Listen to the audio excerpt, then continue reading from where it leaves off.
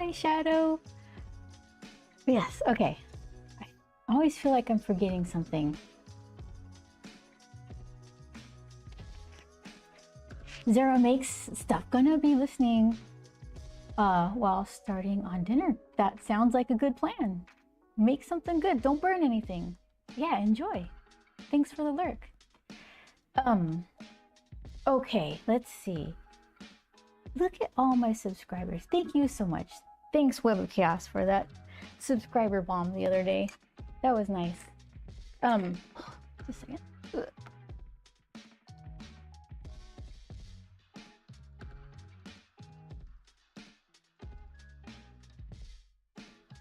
All right.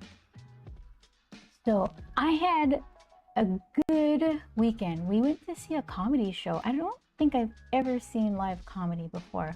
I wasn't sure if I was gonna like it because sometimes, like, I don't know if I've sat and watched something where I was expected to just guffaw and laugh out loud. But it was really fun, and it was Chingo Bling. We found him on Instagram, and he just kind of does funny voiceovers over random videos, but he also has stand-up, so we just thought it'd be fun to go see it. I can't say it was a great crowd. It's kind of weird. It was in Burbank, and a bunch of the people, well, some of them have seen him before, and they started kind of shouting out some punchlines or something, which was weird. Why would you do that to the comedian you like? And then there were some people next to us who were talking. It was weird, but it wasn't going so well. It was funny, but it was like a weird show. As far as I've seen like recordings of comedy, but yeah, he noticed it. But this is the best part. Like somewhere towards the end of the show, he just acknowledges how bizarre everything was, and that's when it got really good. That's when it was funny. Not because I was laughing at it for going poorly, but that's kind of when the comedians are at their best, where they can kind of turn a crowd into like turn their frowns upside down or something. I don't know. I wasn't frowning. I thought it was hilarious, but it was really fun. I liked that a lot. It was late too. It's like grandma wasn't too interested in going to see a 9:30 p.m. show, but I did it. It wasn't too bad. Let's see. Okay, so everything running, everything on. It looks like it. And also, look at this hair. Look at these curls. They are obeying today. This is some full screen action. Hold on. Look at that. That's majestic is what that is. Okay. I need to document that.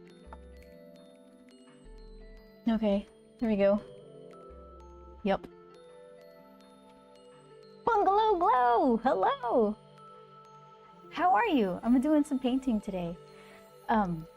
Oh yeah, I fixed my focus. Look at responsive. I don't exactly know what I did. I probably pushed some memory button and it just went to another whole set of shortcuts. But look at that. Much better. So, but I don't want that right now. Let's see. Yes, perfect. I am well. Good. I'm glad to hear it.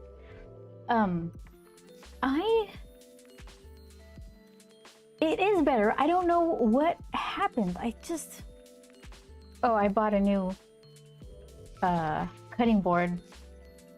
Oh, it's like the year of the ruler. I bought another ruler. This one is for cutting though. It's got a nice thick edge for running a blade across. Because I have a whole ton of these zines to cut. So here's what I'm going for. These are the zines I'm gonna have with me at San Diego Comic-Con. Story of Grump and his dog doing 3 important rules for dog owners. So this is how they come out of my printer, just like one 11x17. So all I need to do is make a couple of strategic with scores. Is it a score if it's not cutting all the way through? Like a dent so that it folds more neatly, and then slice right here. So that's all I need. And then the ruler I was using in the past was one of Joel's rulers that he used to use for giant double page comic book spreads to do perspective of cities and things. So it's just like this giant thing, and I just need this much. So I got my own. And yeah, that scoring, is it? Okay. I didn't know if it was, if that was like a cutting term or what. This is my scoreboard. I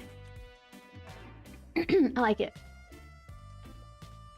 At first I wanted to get a different little stick, but this one works fine.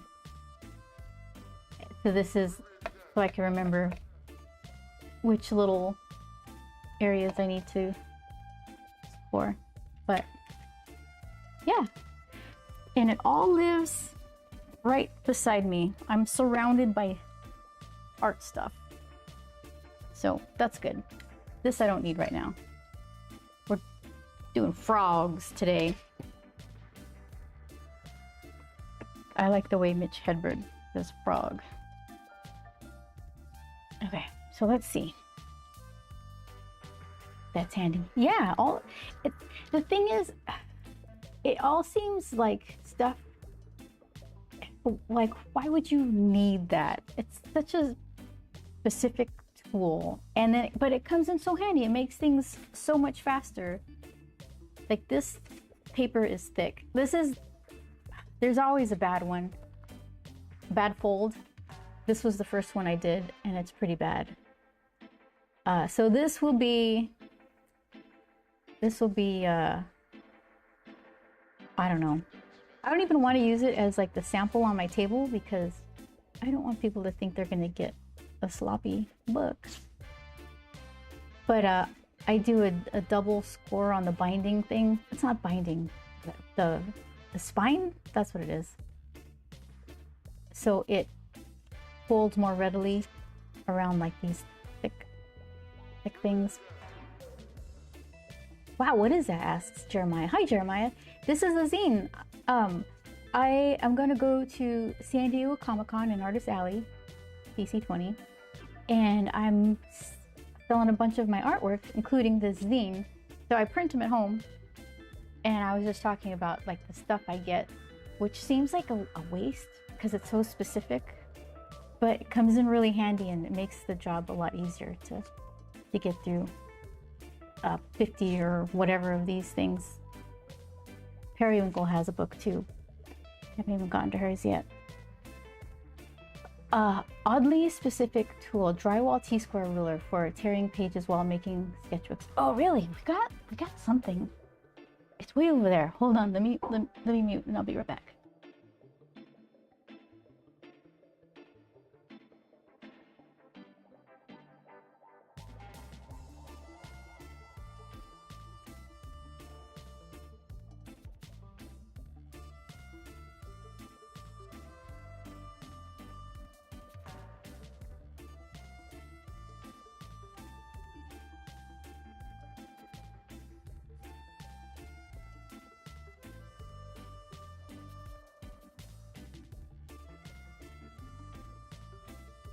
Okay, so I brought two things. Hi, Chris. Oh, whoa, so long.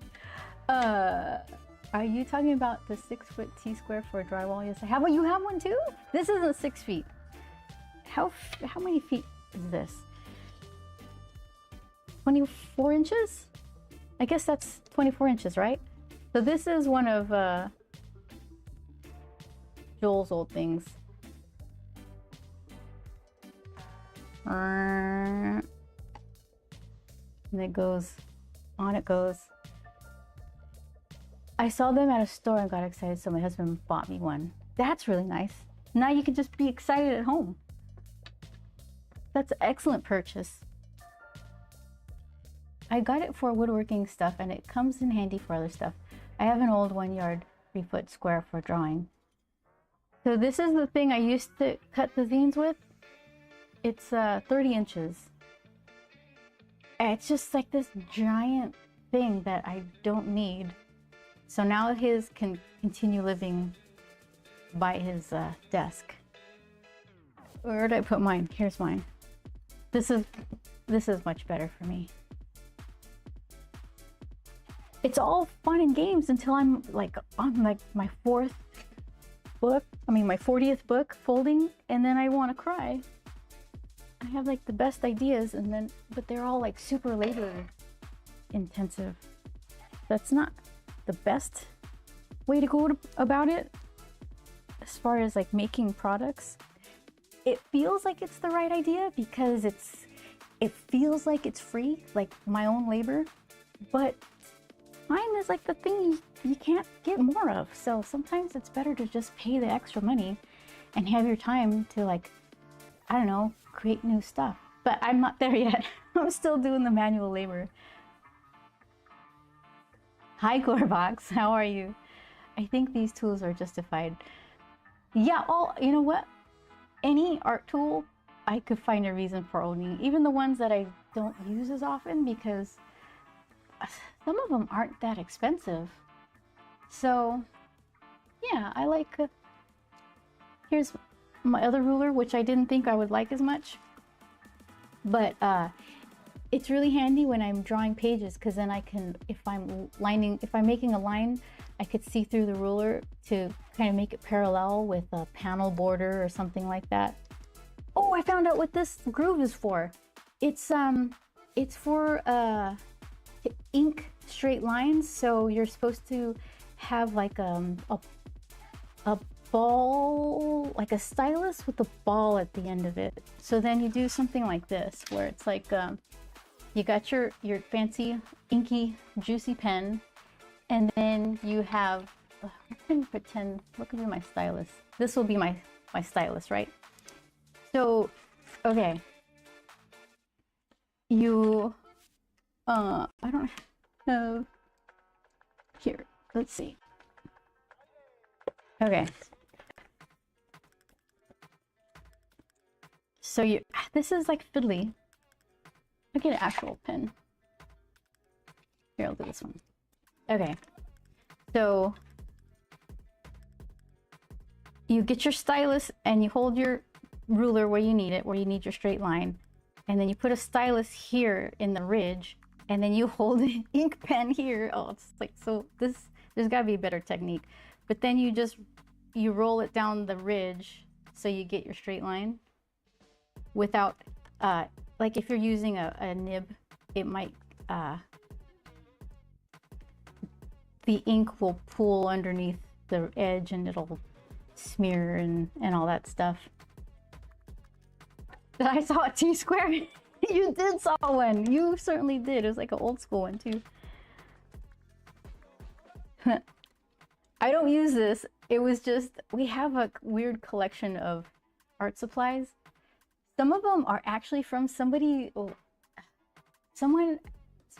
father or grandfather passed away, and they had all these old school architectural art implements, and they just gave us this box of this classic stuff. I don't know if this came with that, but we got some old, weird, unusual things. There's one in here that I have almost no use for, but it's so interesting to me.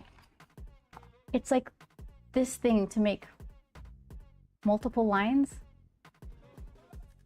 I guess. I just like it. It looks interesting. So it lives with all my other stuff, just like, hey guys, we're just waiting for my time to shine.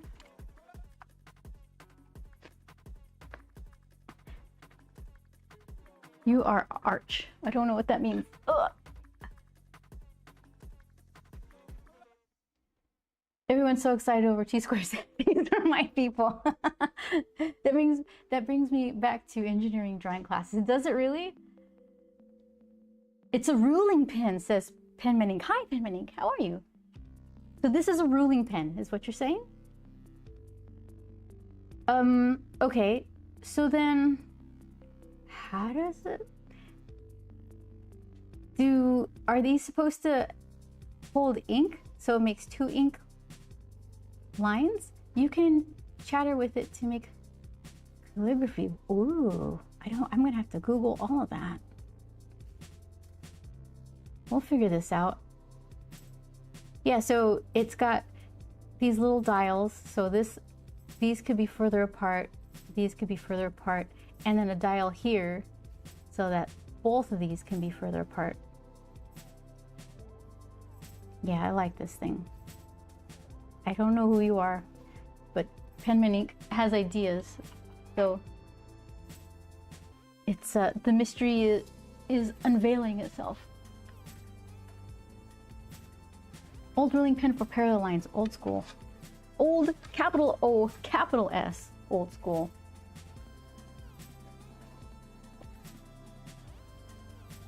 Yeah, so then on the subject of art supplies and whether or not they're necessary, I think they all are kind of. Some are just used more often than others, right? It makes cool splatters. I'm gonna try that. But originally it was used for drafting. That's pretty interesting.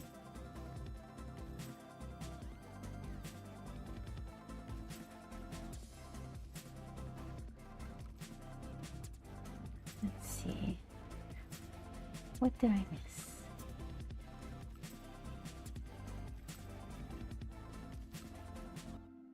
I really, well, Zara, I don't know if you're still cooking or not, but I love that ripped edge that paper can have.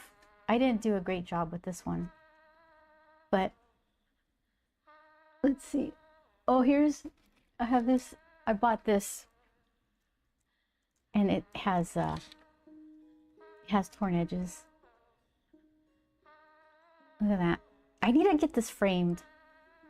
I don't think I have a single print or artwork framed. And it's my favorite thing to see people post pictures of all the stuff that they took the time to do that for. Don't mess up. Yeah, you live right there, squished in. Okay.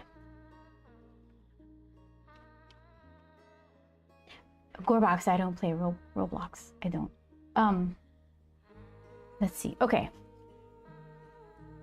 So I started a little sketch here. I'm feeling froggy. I like frogs a lot.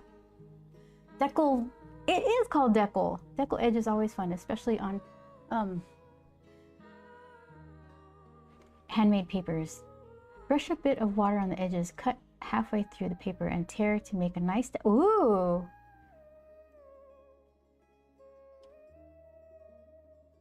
Cut halfway through.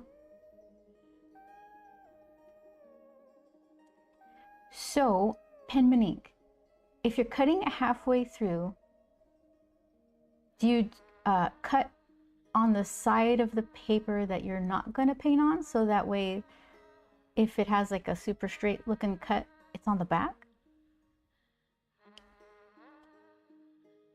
I like using T-squares to help me map out my board sizes and to hold over large format papers and fake deckled edges.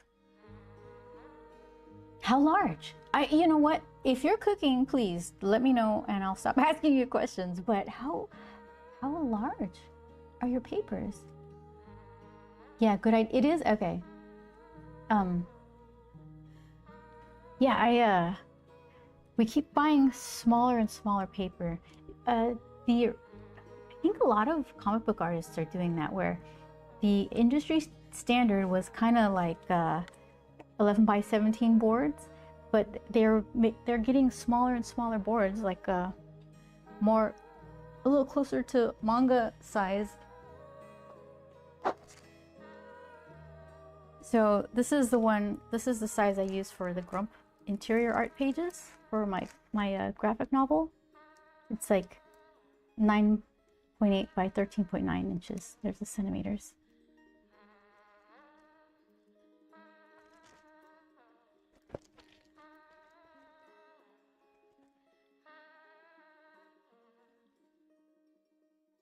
It's a little more manageable, especially when comics are kind of on the small side.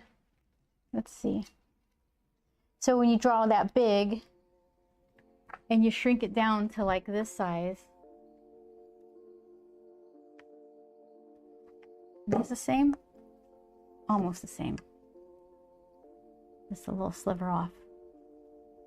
Then it's still, you still get all the detail and you save yourself a little time. So let's see.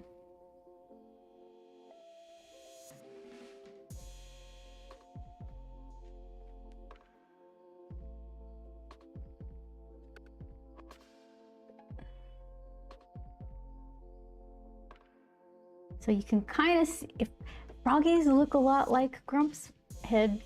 They sure do. I guess I have a type. It's the same picture. Whoops. Well, this one's a frog. I promise you that. And then I think it's going to be Periwinkle doing the hugging. Oh, I should paint this guy. I haven't decided his colors yet.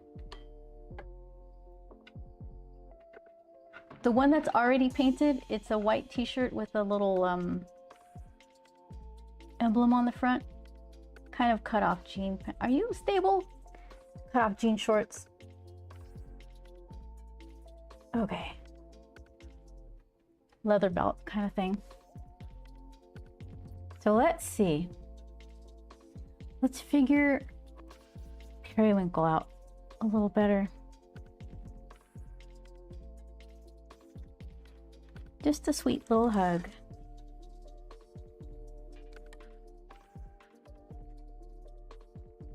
Not all frogs need a kissing. Some just want a hug.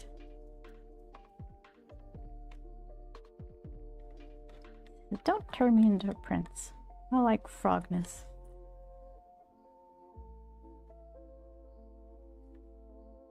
Let's see.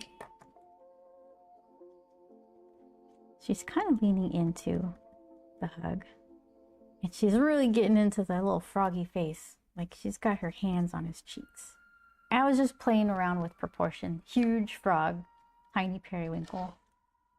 Because I felt like it. No really good reason.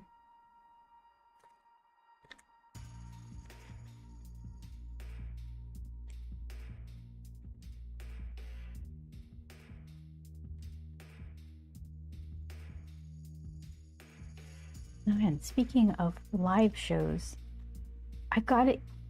Wait, where did this come from? I don't think it was an email. I think just social media popped it into my feed. What, a band I like, The Warning, they have a show in Los Angeles. And I was like, well, shoot, should I go? The tickets go on sale tomorrow. And I was like, should I go? I should go. I should just go because it might be fun.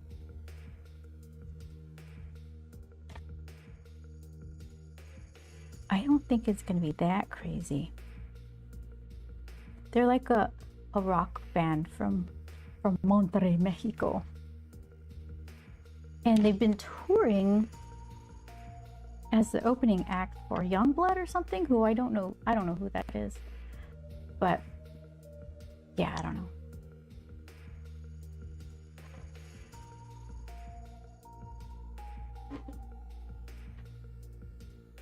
We'll have to see.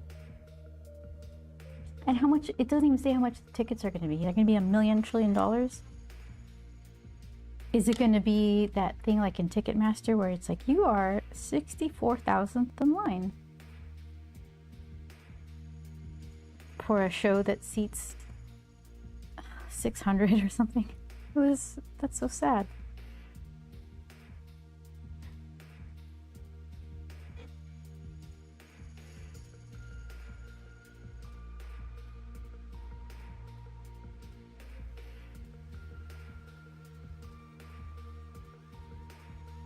Bunch of bots buying tickets and reselling them.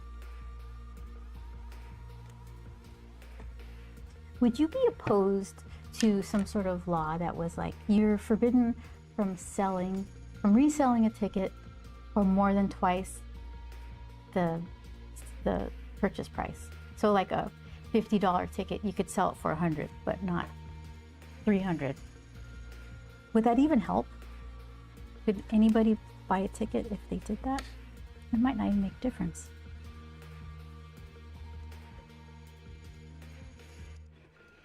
Yes, anti-scalper laws are a good idea. It was so sad. I was trying to buy tickets for Angine de. Okay, I'm gonna keep trying to pronounce this. I don't even care. Angine de Poitrine. Ah, that's the best I could do. I like them a lot, and they're getting flack about being super popular, as if people think these are brand new sounds and it's loud outside. But no, I get it. I know microtonal exists. I just like them. Yeah, so then because they're super famous, all their tickets went on. All their tickets sold out immediately and were put back for sale for like $300, $400 a piece. It's like, that's too bad.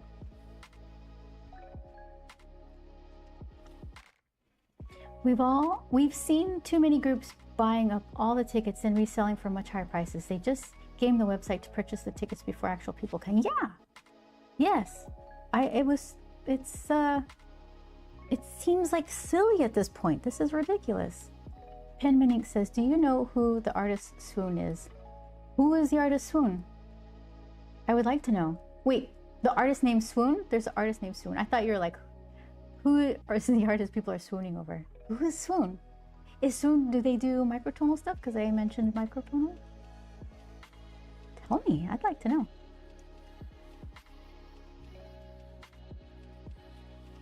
Okay, so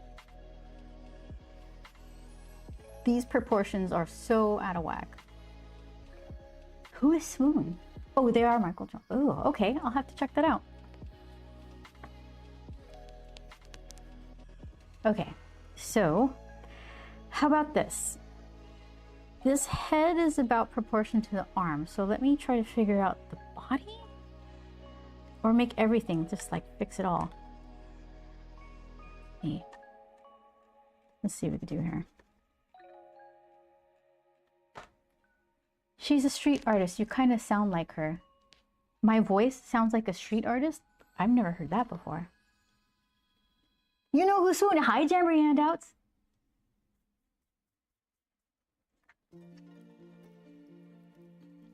Who's Swoon?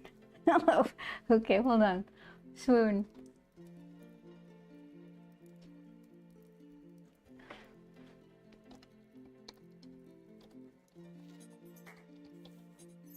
Okay, let's see.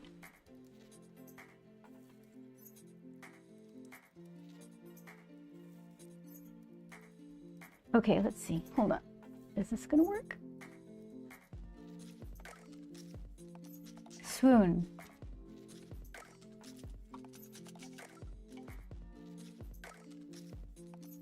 Oh, that's not gonna work, is it? Here we go.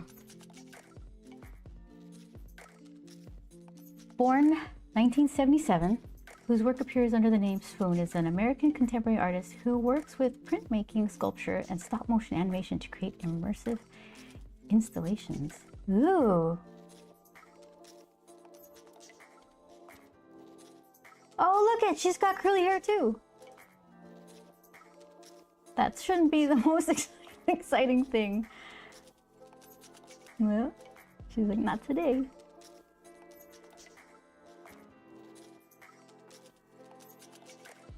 Oh, those are nice.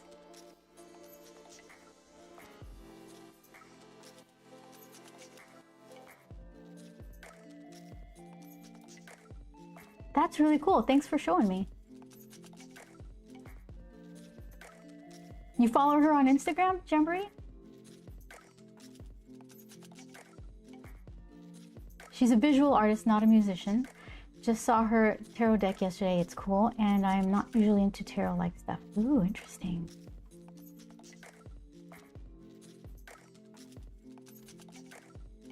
Yeah, I like that. I wonder if she will ever be in the Los Angeles area.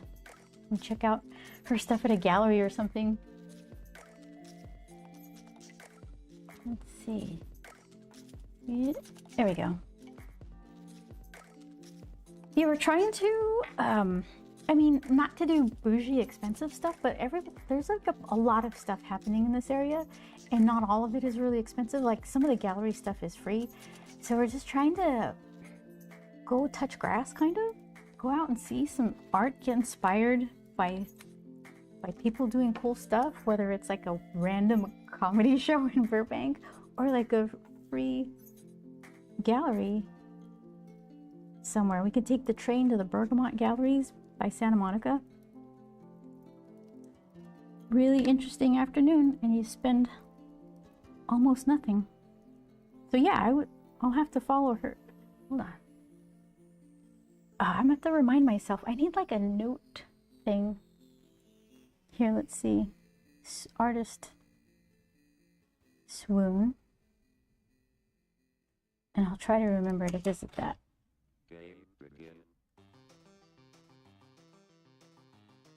Where should I go? I live in Kern County. Kern County. Is Fresno in Kern County? I'm into graffiti and underground artists. That's tough. Kern County is like kind of spread out. My family moved us to the high desert for a few years. It's just not very artistically inspiring. My favorite artist when growing up was Norman Rockwell, not because he was good, but because literally he was the only artist I knew. Because my grandma got free Norman Rockwell calendars from the bank. That's the artist scene in the high desert, at least when I was there. Yeah, I didn't care for that place all that much. It's fine, you can get a nice place, you can own a house and all that, but if you want to just have a bunch of like variety of, I don't know, arts and galleries and restaurants and whatever, then you probably would like that place a little less. But if you like wide open spaces and a nice desert sunset, no, there's nothing wrong with it. I found her in the videos called Dithers and the Run Up there. Hard to find, but important there on DVD. I'm from Tehachapi. I have to drive 2 hours to get to LA. Oh! You know, 2 hours from Tehachapi to LA doesn't sound that bad. I know people who commute, their daily commute is like 3 or 4 hours one way. It's just insane to me. A friend of mine just interviewed her on his podcast. I haven't heard it yet. Her podcast is called Drawing South. Then 3 hours driving inside LA. Yeah, it's like the 1 hour is from the desert to Pasadena, and then 2 from Pasadena to downtown. I took a photography class in Altadena. From West LA to Altadena, it was like, I wanted to cry by the time I got there. The traffic was crazy. With a stick shift, oh my gosh. It's like panic. Who was I was gonna write something. Oh, the podcast, Drawing South. Okay.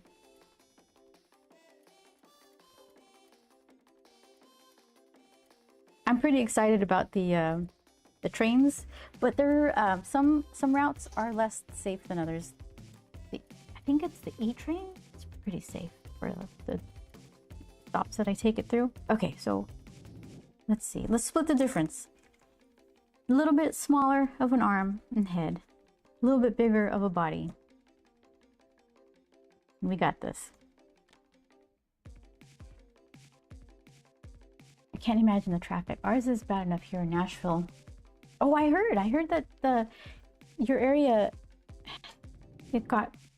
it's been really popular for a while, but it's like what do they call it? Like the infrastructure isn't prepared to handle the influx of people.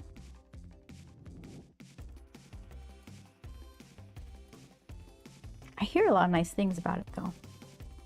Except the weather. It gets a little balmy over there. Dithers and the run-up videos, you will really like them. Really? Is that a podcast? Yeah, achievement. That's true about Nashville. Dithers and the run-up. Okay.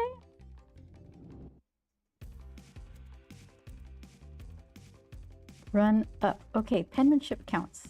I'm gonna have a bunch of notes that I can't read.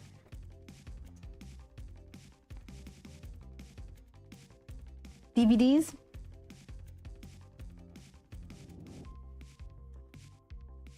I have an external DVD player for my computer. What did I get that for? Probably some old installations of programs. Like, I've got a spindle of CD DVDs with ancient stuff on it. And I think I just needed something to view them.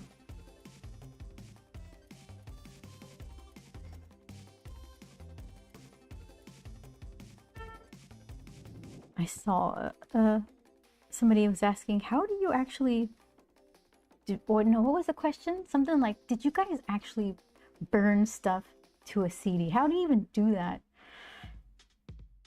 I thought that was a funny question. But that's just how it goes. Obsolete technology, kind of.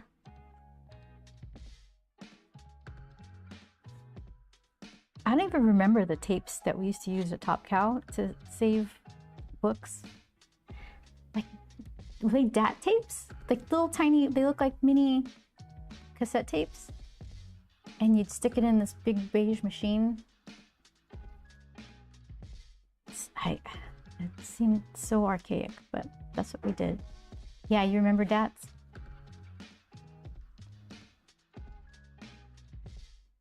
Okay, hold on, let's see. Let's see. Okay.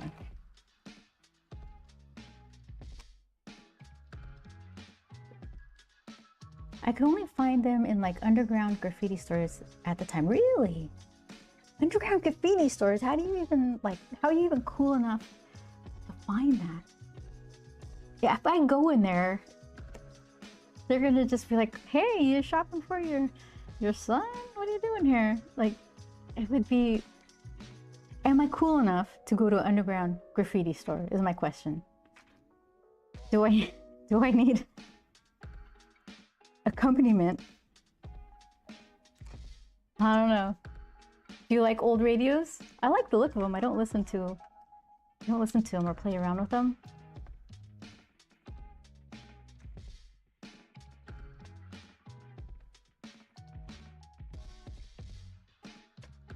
Okay, so let's see.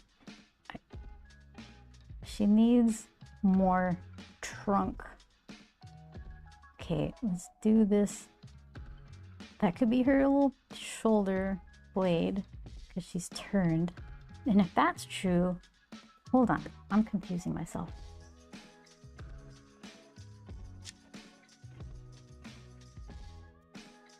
I wanted to get, what is it called? That record player, it's called a Soundburger or something. Soundburger. And it's like long and narrow. It's not even as wide as an actual record.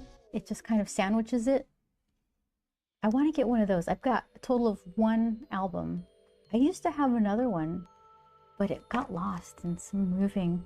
It was Brain Salad Surgery by ELO or something, and it had a really cool Giger cover. I don't know what happened to it. Too much moving, too many sticky fingers.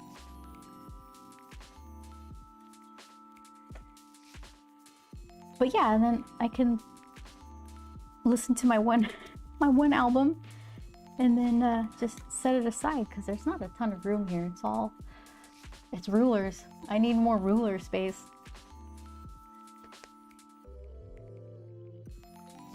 Exactly, Zara. It's true. Brain salad surgery. Is it EMF? I don't know. Here, let's see. Let's ask the ancients. Let's see. What do we got here? Brain salad surgery.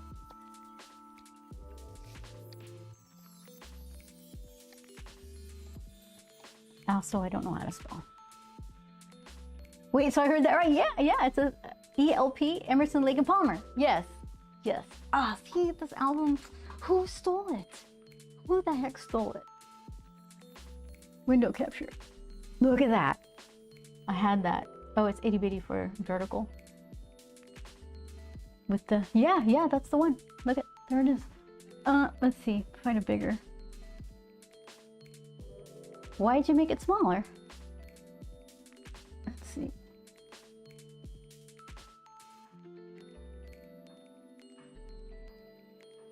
It keeps like smallifying it. Yeah, that's the one.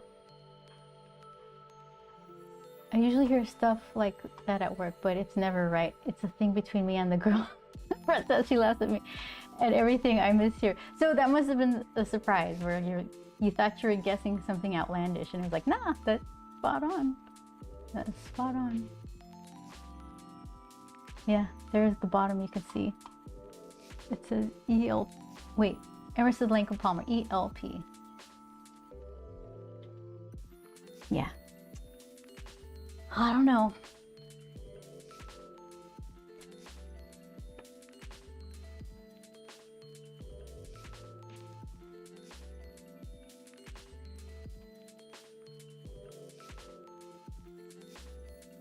Soundburger is true too. That was the name of the record player I would like. Not because it's the best, just because it's the smallest.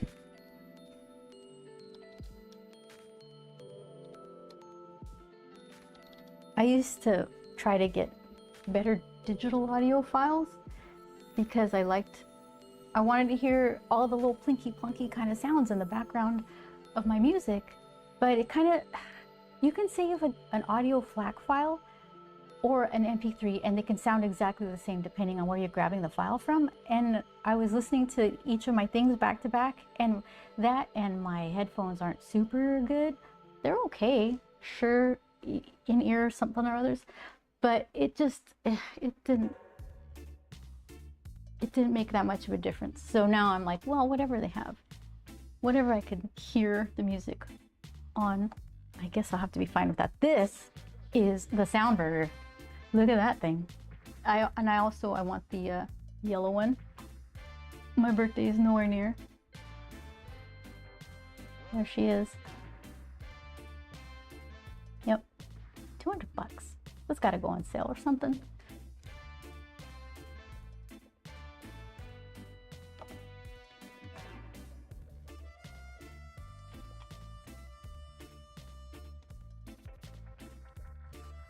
Okay, so let's see. Let's get this to a point where you can actually see what I'm drawing here. That looks nothing like a Krabby Patty. I'm let down. Yeah. I hear ya. Okay. You know what? I do have a SpongeBob SquarePants bowling ball. SpongeBob round ball. I was in a league for a hot second. I was never any good. I kept getting reward keychains for most improved because I couldn't get any worse. I've got a couple of those. The year I left the team, they won a big trophy.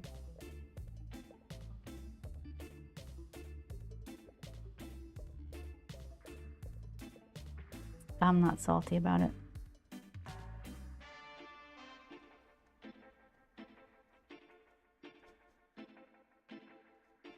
I want her to just be like, kind of like squeezing, like, oh, I love my frog. Most improved is like participant. Yeah, it is. And I grabbed that keychain with joy. I didn't care. Heck yeah, I participated.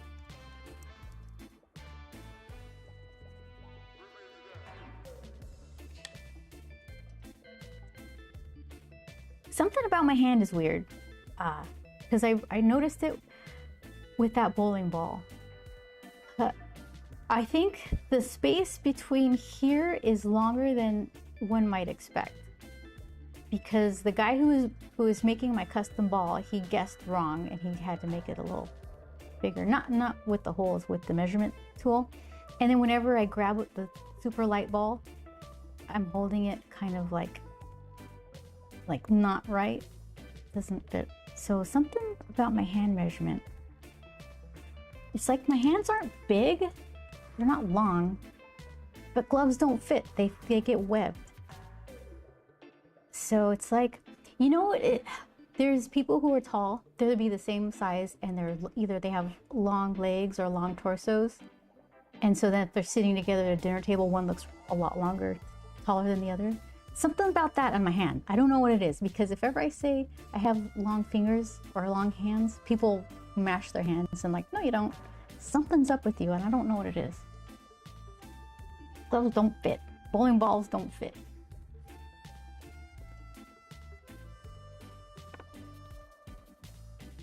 Okay. So, oh, this is so cute. Hold on. Little froggy fingers here. Just a little, I got you right in the face. Fingers here. Okay. And then,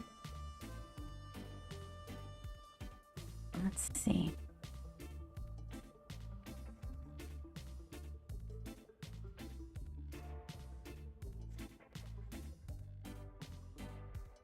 Okay, something like that.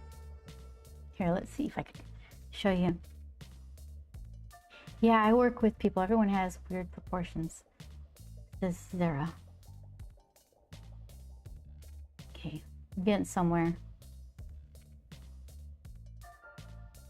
Better, but not there yet. I got cold press paper today because I wanted to try to do finer lines. So this is Arches. Usually I use the rough. This is very smooth in comparison.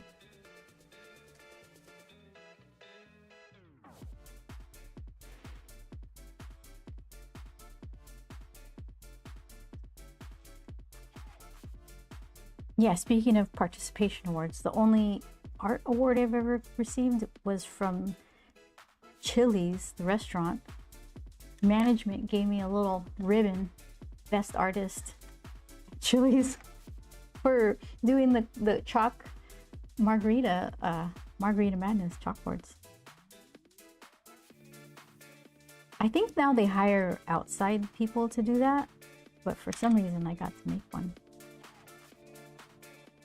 Okay, so what's going on here?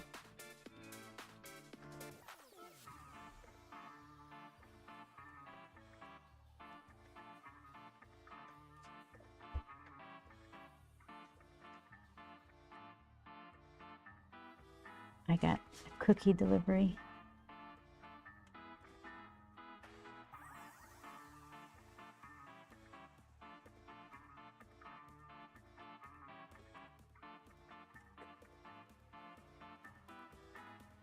So what does one wear when hugging a frog?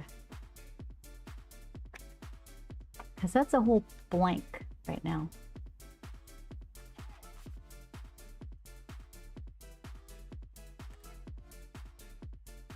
Oh, Joel's looking at my sound burger. Hold on. That's not for you. I was talking about this thing. This is so art related. I promise. Here, we'll put it on the art stuff. That's frogs. Yeah, no, there's no art stuff here. Nah, I've been caught. I was caught staring at items. What was the question? Oh, what does one wear while hugging a frog? Is my question. Because this is what Periwinkle's doing. And she's just the outline right now. So I was just thinking, as I'm drawing, what could I do? What could she wear? A raincoat because they have mucus? Oh.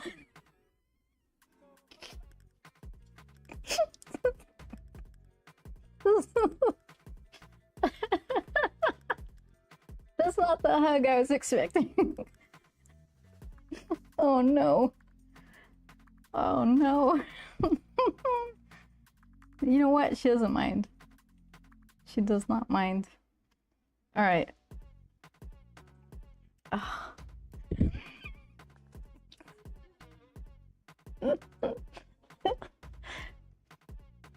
It's like cute. A raincoat because they have mucus.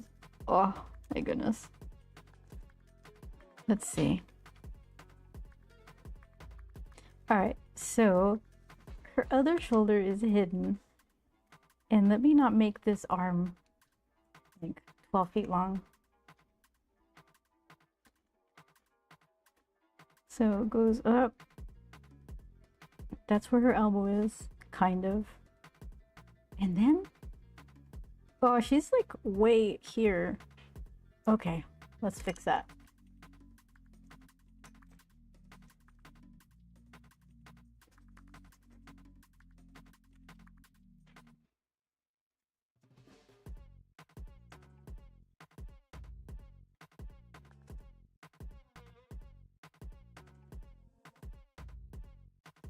Let's see.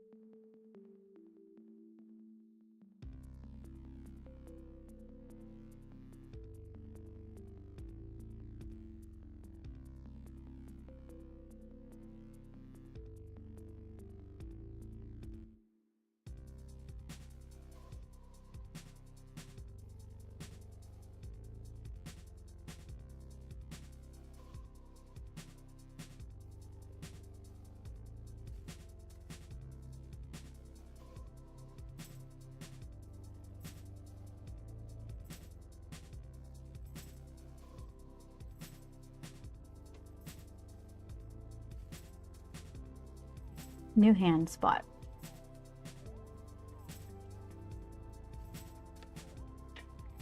So then what is this? Is that like frog eyebrow? Alright, is there anything I know for certain? Frog head shape, probably. His forearms and little fingies need to be fixed. Here, let's do that.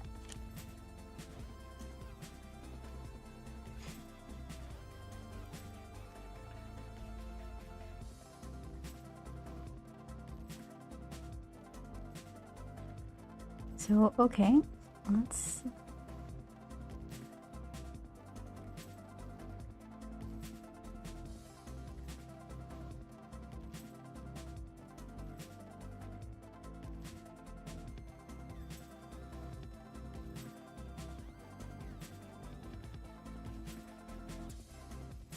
Those aren't very fingerish. Let's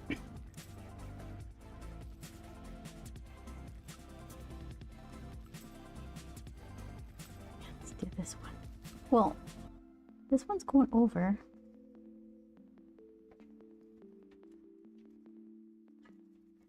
It should be kind of like just casual hand.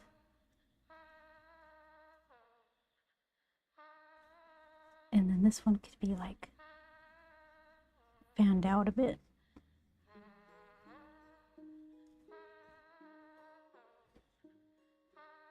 There's this little elbow.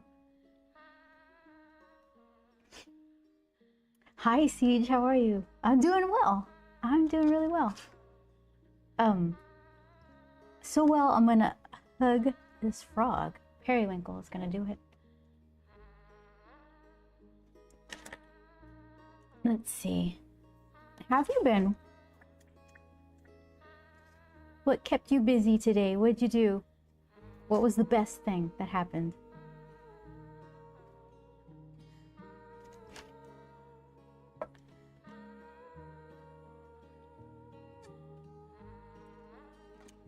Oh, today, the best thing for me, I turned on the sleep function, like the sleep tracking on my watch, and it said I'm in the upper 2 percentile of sleepers. Like, that's how good of a sleeper I am.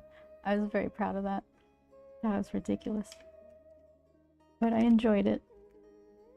Superstar sleeper.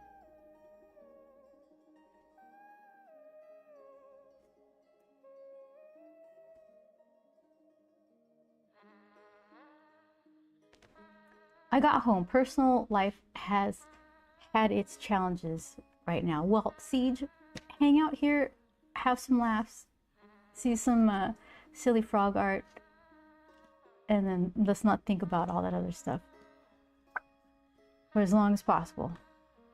Currently thinking Jeremiah was a bullfrog, was a good friend of mine. Never understood a single word he said, but I helped him drink his wine. Joy to the fishes in the deep blue sea. Yeah, I like that song.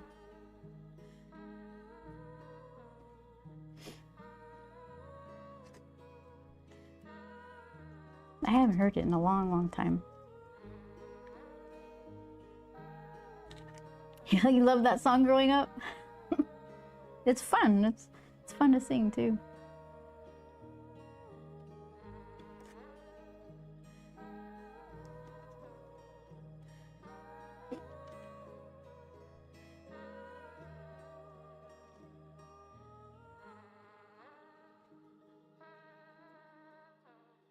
Okay, so let's see. Get this eye in kind of the right place.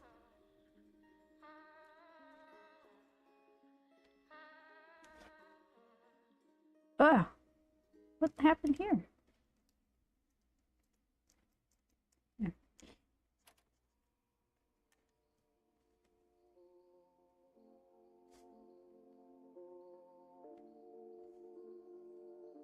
Is it better?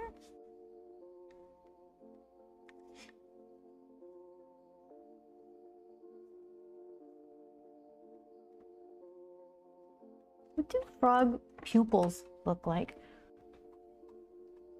Or I should say, how do frog pupils look? Are they're sideways?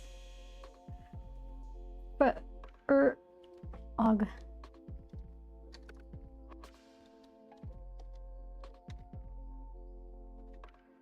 Oh, they are. Yes, they are.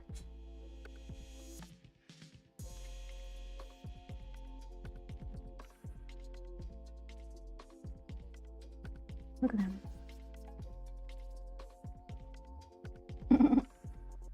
Oh.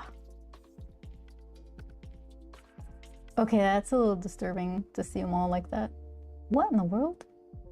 That was a heart shape. Buried, I think. You are spot on correct, Siege. They're like sideways with dots on the ends, but only sometimes, I think. Yeah, you guys know your frog eyeballs. Huh, dealer's choice, I guess.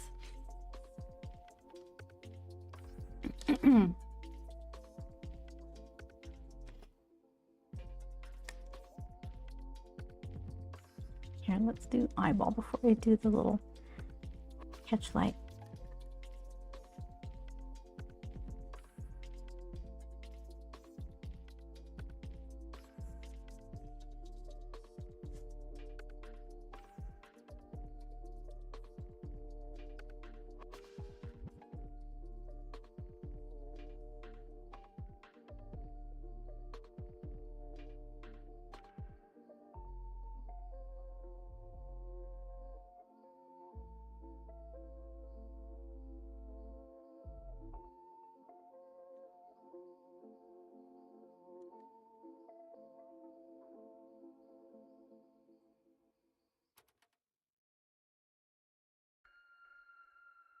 You like my mucus?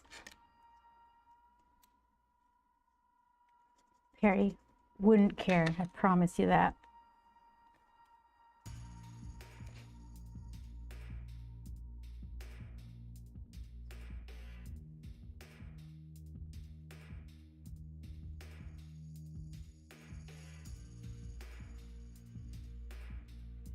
we used to live in this apartment, and there was this little girl who lived below us, and she's just, you know, playing outside. Can't hear much, but we started hearing when a man's voice kind of chimed in, and I guess she was playing with snails or something, and she's like, "But they're my friends," and the man's like, "They're not your friends, they're jerks." Look at the holes they make. And I just think Periwinkle would be the one playing with them. They're my friends. They're not your friends, they're jerks.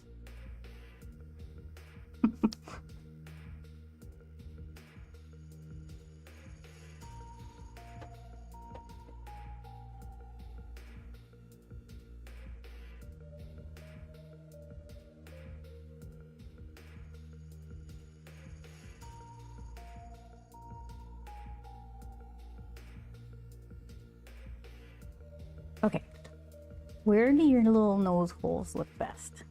Little ones coincide with the mouth, seem maybe that's the way to go. Not far away ones. Match the eyes, maybe. That might look like a, I don't know, let's see. I'm feeling like they should go with the mouth.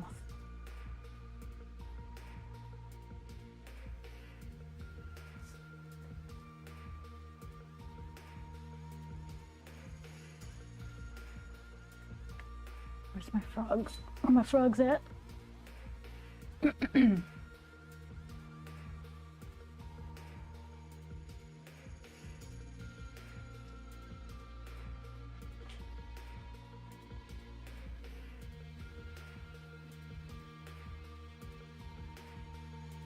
And that's your nose holes right there?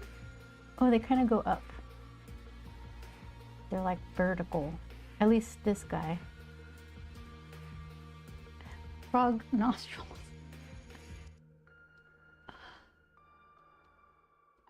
The search history of an artist.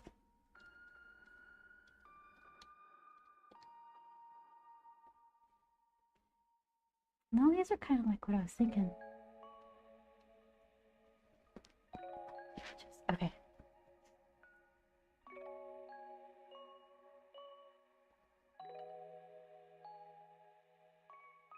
That one has a forest in its iris. Did I already navigate away from it? Oh, is it a zoomed in picture where there was a reflection and I missed it? I wonder if I could just back. No, people nostrils. This is really cool looking. Look at those pupils. They're like jewelry. One that I clicked on.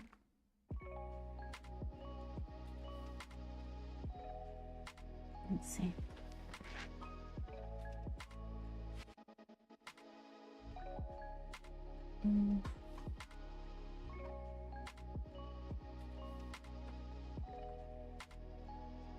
That was one of them.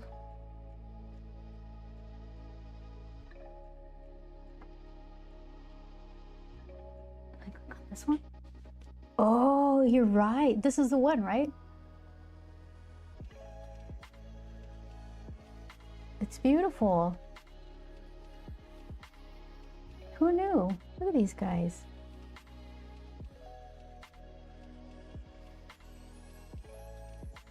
Frogs are wonderful. Okay. Let's see.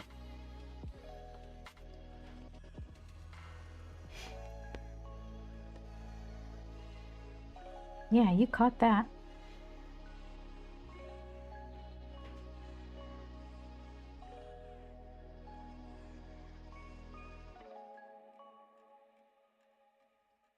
I want it to look like that.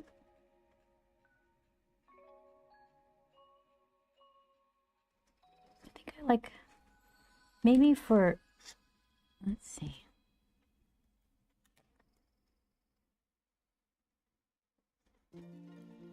Split the difference.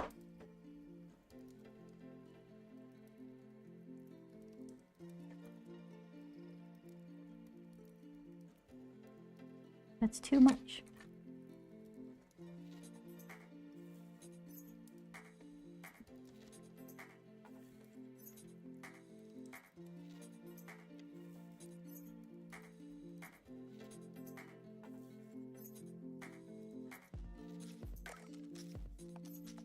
And he looks cranky.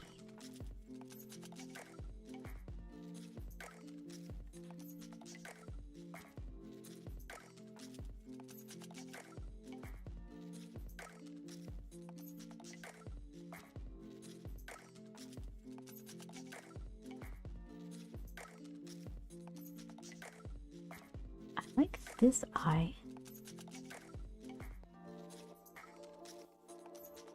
Oh, his is it his lower eyelid?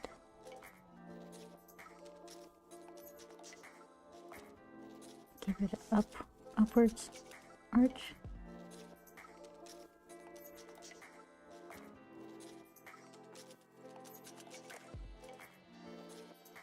Make it a little more open on the top.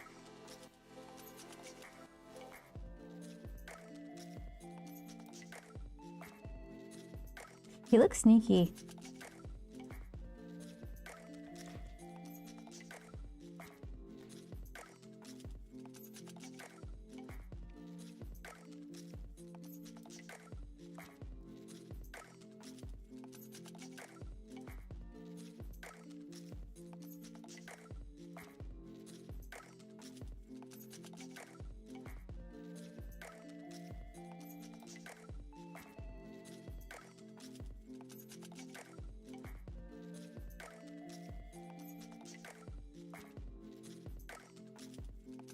What expressions?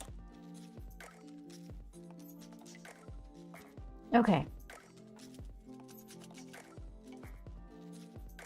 It needs work, but I'm not gonna look at it for a second. Maybe when I come back to it, I can see it better in my mind's eye.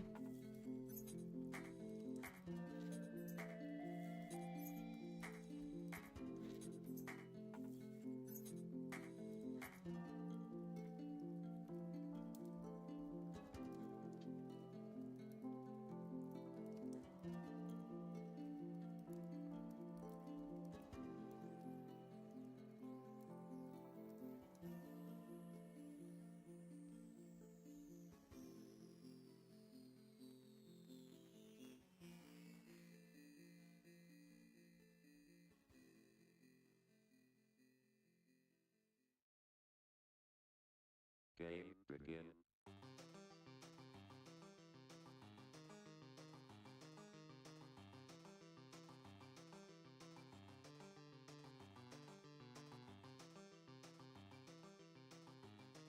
That's where her eyes would be. They were open. Cheerful, either closed eyes or maybe slightly slit open. And I instantly hate it. Okay. Let's try that again.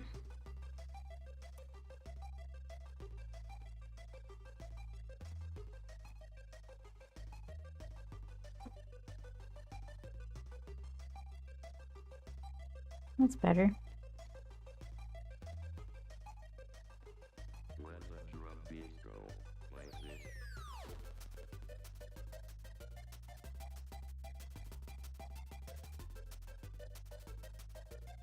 She doesn't even have any nostrils.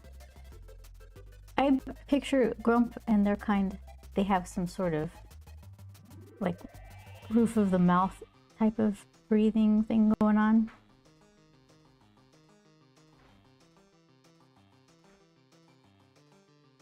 Where do pufferfish?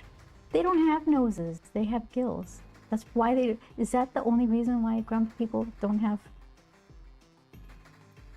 nostrils? Because of the pufferfish influence?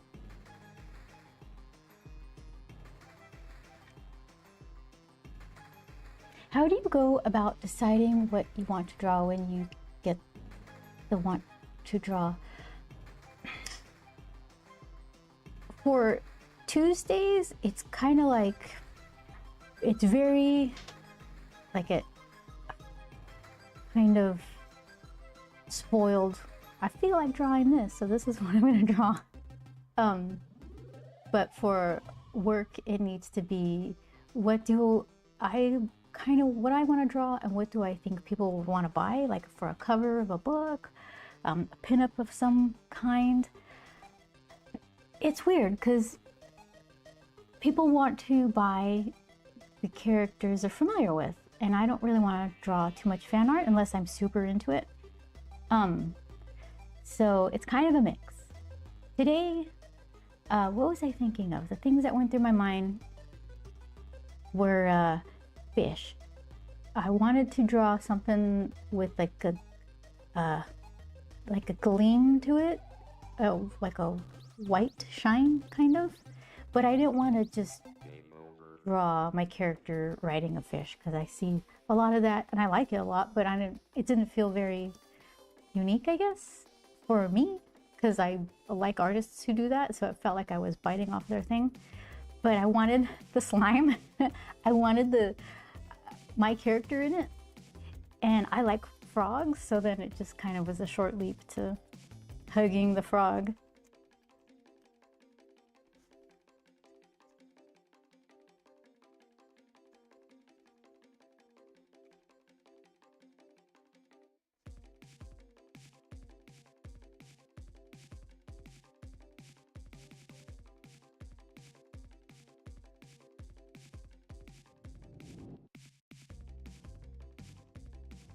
Yeah, we were talking about artist alleys in my Discord, and it's getting more and more challenging. The tables are becoming more expensive, and there's more of a focus on celebrities going to the conventions. So a lot of the attendees are going to celebrity lines, and they're probably not the type of people who would just kind of have spending money for Artist Alley. So more and more people are doing fan art. It kind of was always the case, but it used to be that it was people in the industry doing stuff related to what they worked on. Now it's everybody who does fan art. So I just don't want to jump into that cycle. Discord. Okay, so that's a link to the Discord.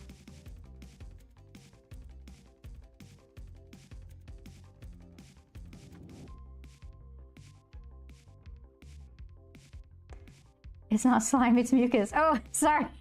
Oh, pardon. A million pardons. Princess and the Frog, best line. Oh, the movie. Oh, no kidding. I didn't see it. I should see that. It's mucus. A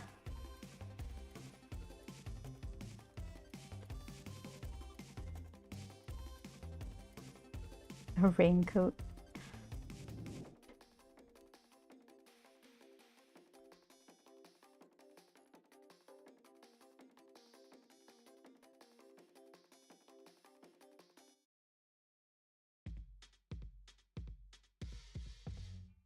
The last animated movie I saw. It's a really fun movie. I should see it. I should see all the animated stuff.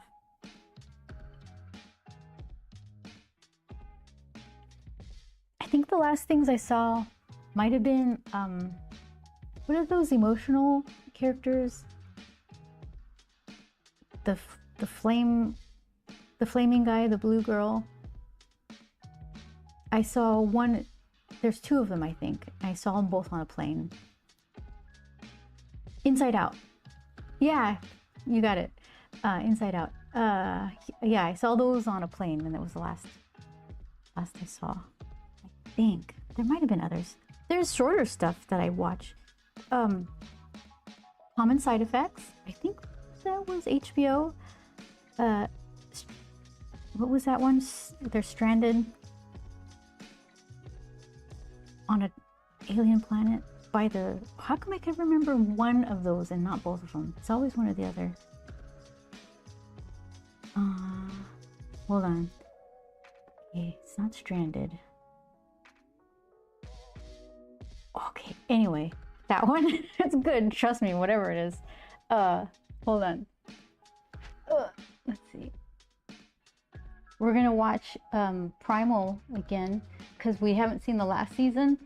So we're gonna watch the earlier ones, so that way we could just get a whole bunch of that artist. Okay, common side effects.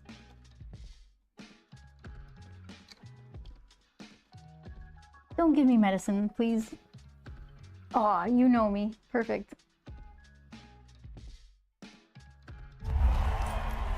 Oh.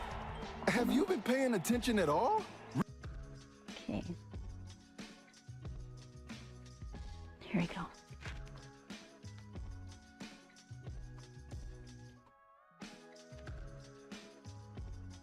So common side effects, it's like this guy finds something that's really good medicine, and of course people are trying to monetize it, and he gets into trouble. But it's really good. I kind of wanted to see what the other...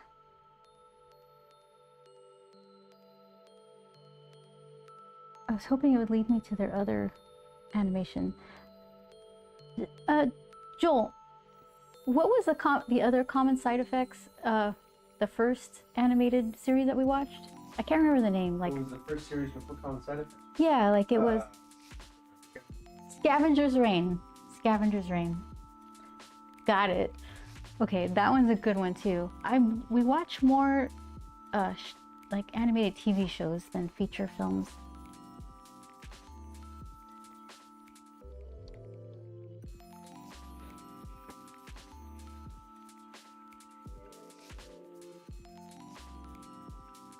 Okay, there's that one.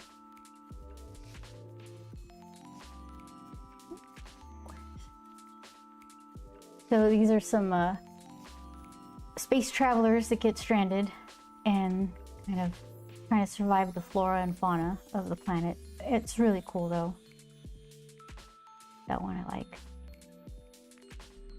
It's on Adult Swim. That's past my bedtime. Do you remember, do they still have Adult Swim? Do you remember Aeon Flux? That was a good one. That was way in the way back days. This is now on HBO Max. Yeah, it's really cool. Spoilers. There we go. Yeah, you can stay right there. I'll just do this.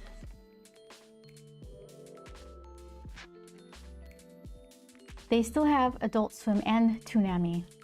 I haven't seen it forever. But that's the only good thing on Cartoon Network anymore. That's too bad. Okay, let's see. Do you look better now that I haven't looked at you in a second?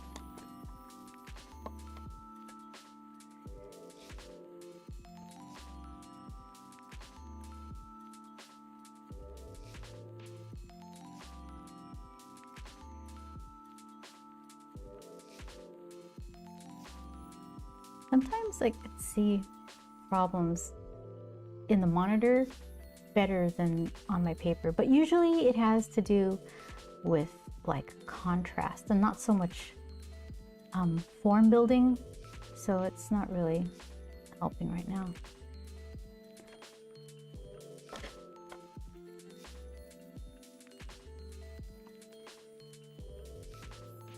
I loved Aeon Flux. It was on my past bedtime. It's bedtime then too, but I was young and had insomnia and that TV in my room. Oh, perfect.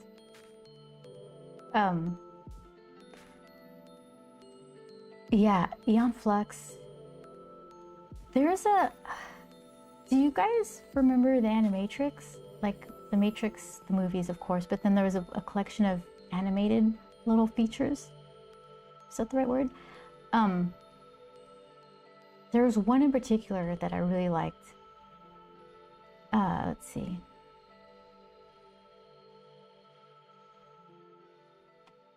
Zara says, I remember when Toonami was on right as I was getting home from school, and they played Sailor Moon and I think Teen Titans, not the new chibi version one. What? There's a new one? Huh. Teen Titans. I was thinking Attack on Titan. The Teen Titans. Okay. Yeah, that was I don't know. Maybe because I was younger, animation seemed better. I can't tell. I can't tell if it used to be better or my tastes have changed. Maybe a little of both. Okay, let's see.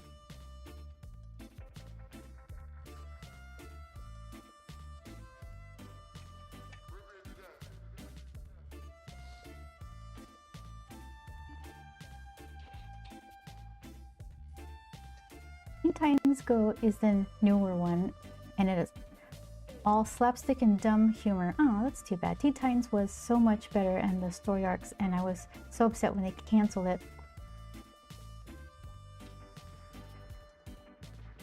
Yep.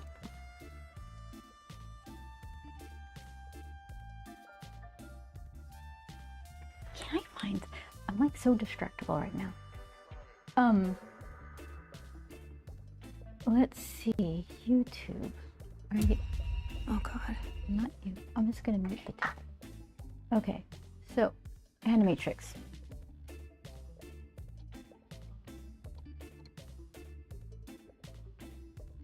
Okay.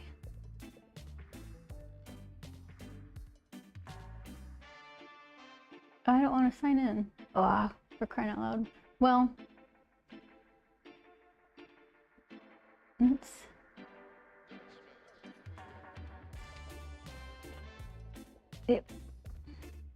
Animatrix. Can I just like put the link in my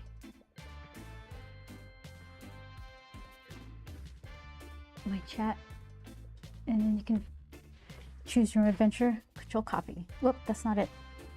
Control copy. Here, let's see. We'll paste. So where are we going? Let's see. So it's a YouTube link. That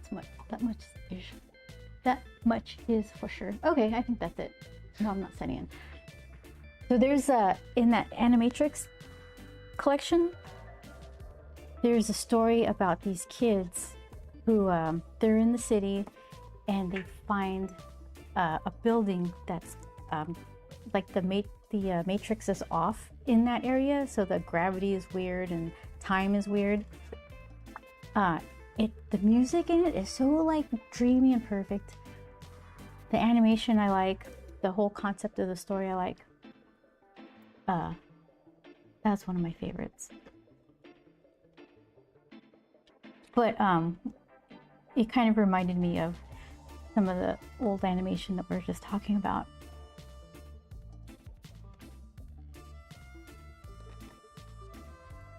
Okay, so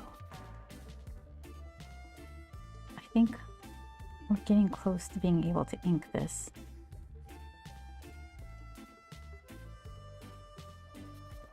Yeah, like, hold on. At least I can find a timestamp or something. Let's see. Okay.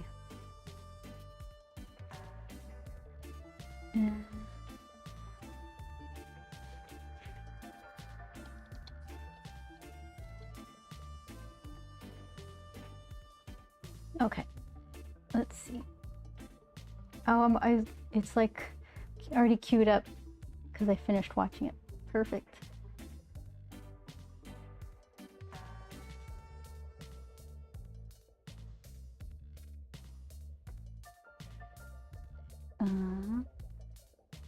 Almost there.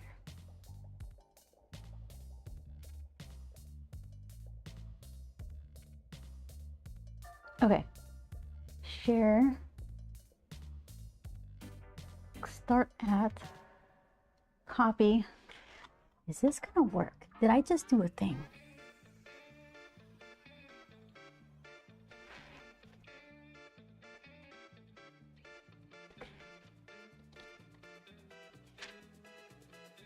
Yeah, so then you can kind of check that out. I'm still not gonna log into stuff on, what is it? Bing? What am I think it's Bing or something. It's the web browser I use for streaming because it's just like one I don't use. So I figured that's probably a better idea. Okay, let's see.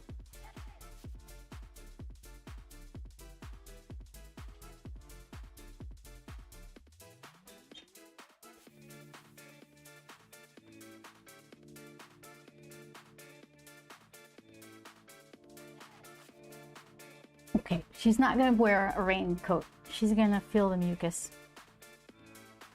She doesn't mind it.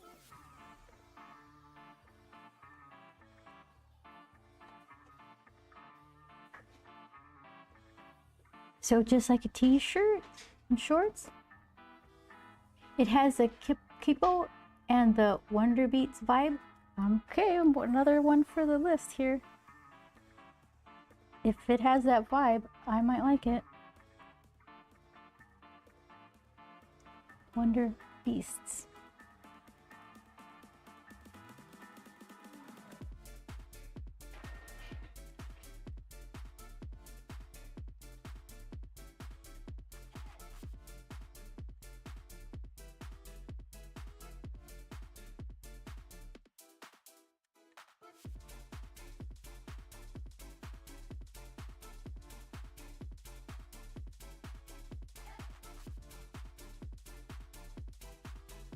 Just want to give him the weird little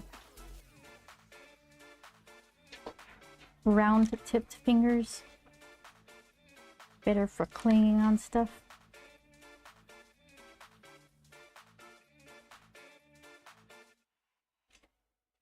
I only watched like half a minute from the second link you sent. That was 45 or so minutes into the movie. But the whole nature takes over post-apocalyptic thing is similar. Yeah, that's the whole thing is like a collection of what, 8 short animated things. There are a bunch of really good ones. It's kind of worth watching all. I think so. Maybe it's dated. I don't know. I liked it a lot. It's not even everyone's favorite. I think the runner one is everyone's favorite. But yeah, it's worth a watch if you got some time. I just put the timestamp to my favorite one.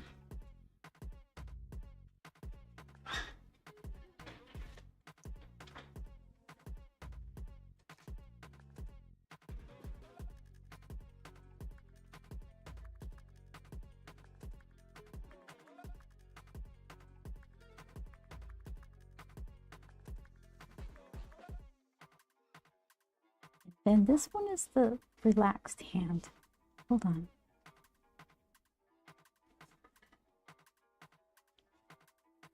So, I don't know what relaxed froggy hands look like. Do you enjoy 3D animation? I do, yeah.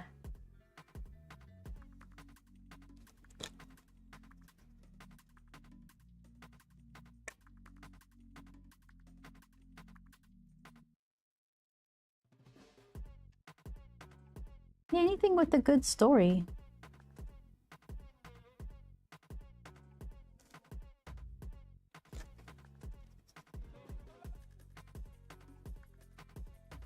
I like stop motion animation. Laika, that whole studio, it's got to be crazy to try to make stop motion now. And it's getting a little interesting because they will use CG to clean up a lot of the stop motion. When they change like face plates to make expressions, they'll kind of digitally paint out the seams for where their eye swap plate is. I like to see those. Something, yeah, my memory's horrible. I won't be able to rattle off titles, but I know I like Laika.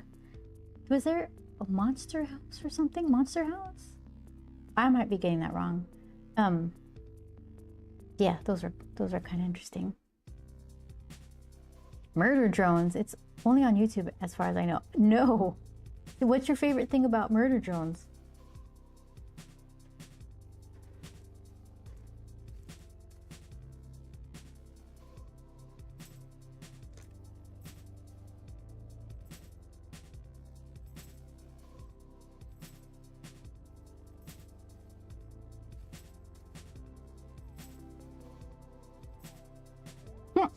That's a funny hand. I think I like it. I think we'll keep it.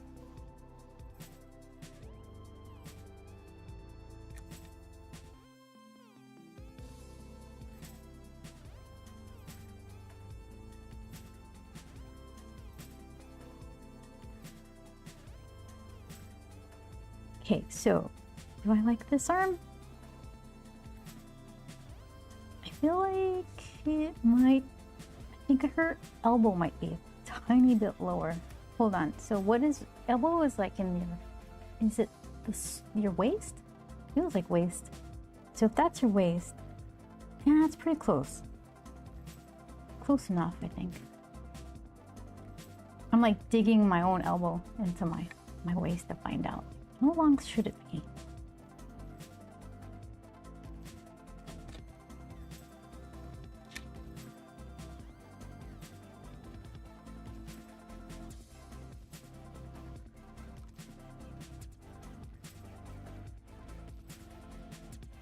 It's pretty dark story-wise. It's about post-human sentient robots programmed to clean up after humans broke everything and the robot rebellion and a glitch in the system called the problem solver. Oh.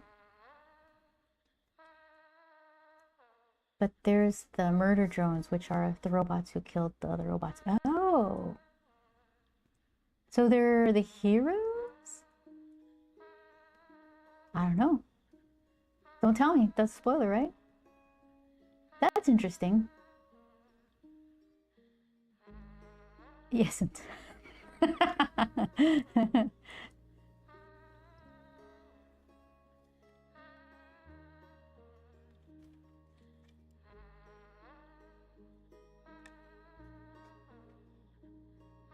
Okay, so let's see. Got a hand here, hand here. How big should this hand be? Maybe that big.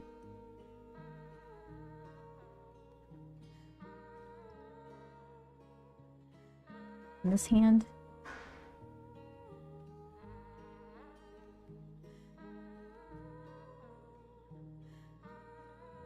Something like that.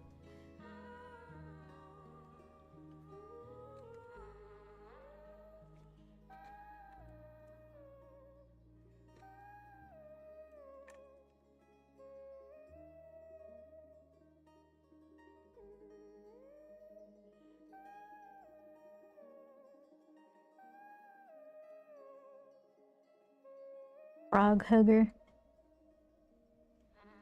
Okay, so let's see.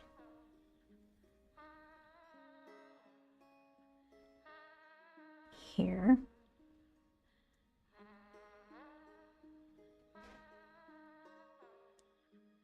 There's less than 20 episodes put out by Glitch Studio. All indie work that only gets greenlit when they're fully funded based on viewer interest and merch sales so they can't get canceled. That's interesting.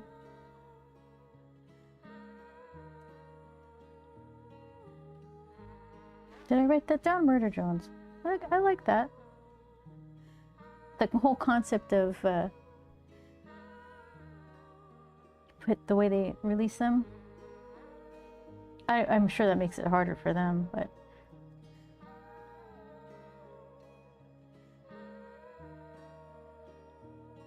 it's better than Netflix canceling stuff that everybody likes. Okay, so hold on. Can't be both behind and front of the arm. Like, was that detective murdery one? Mindhunters.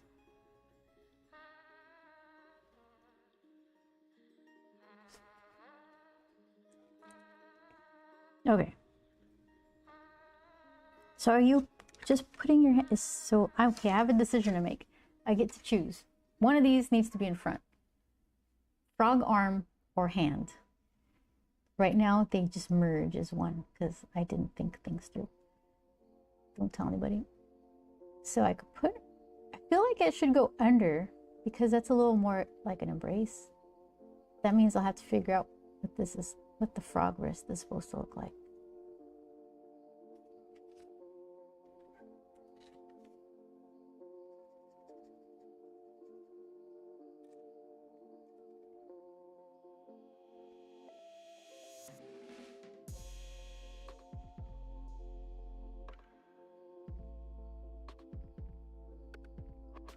Okay, now there's a tangent. Look what I did. See if I can fix this.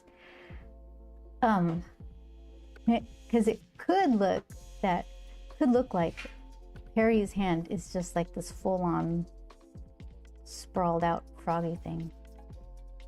So could I do to fix that? I guess I could figure out how this connects. Forearm to frog arm, frog hand.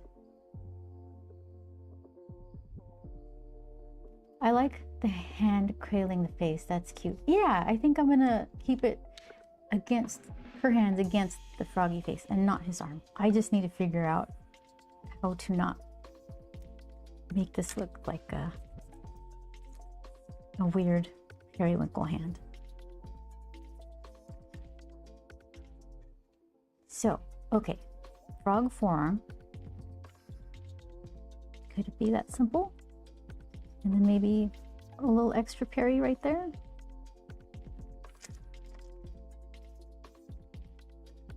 Is that enough to get away with it?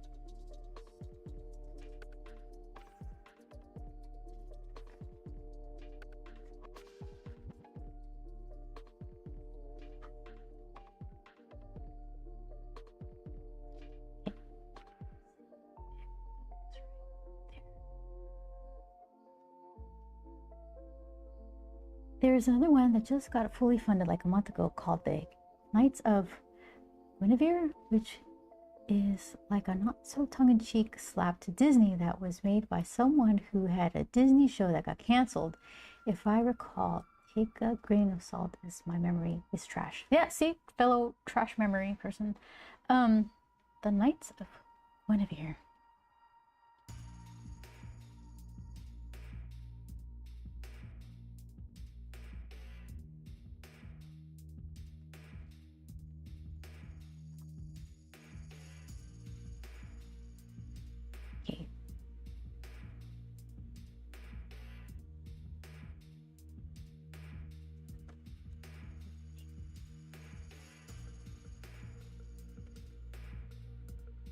So, I kind of want to keep, well, shoot, no rain jacket. Only because I don't want to cover. It might be better if I cover, but I just don't maybe want to.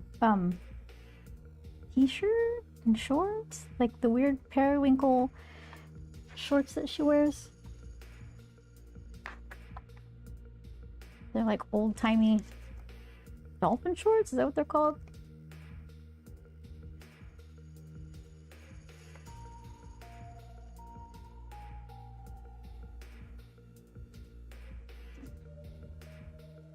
Is there better?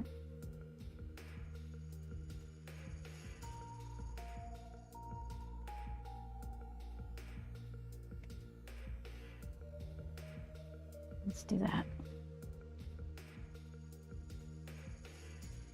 I love cartoons. I always felt guilty as a teen for not growing out of them, and then I just stopped caring. Good. That's not what you should feel guilty about. Watching cartoons?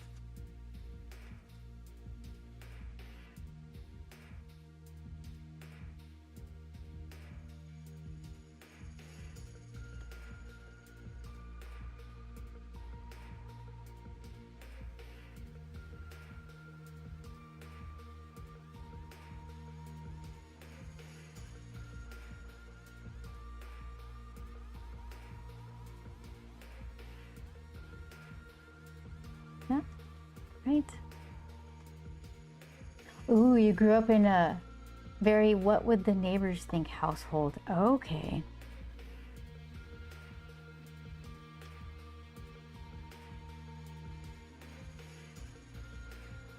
Yeah, that's really difficult when like your whole in-house culture is a certain way and you need to deviate from it.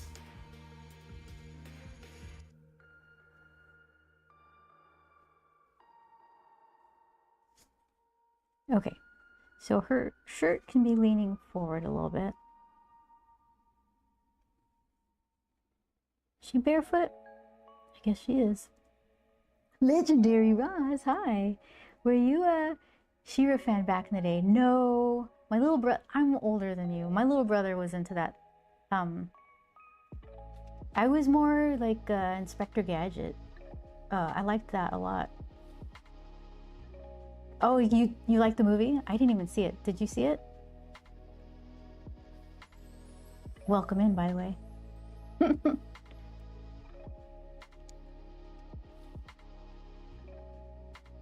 Yeah, that was my my little brother, his era.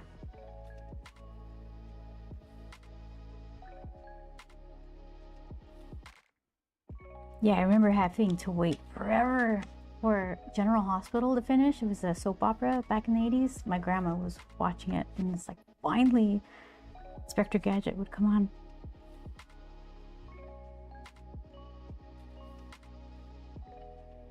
Inspector Gadget was amazing too. I haven't seen it in forever. I don't want to because it was so good as far as my memory is concerned.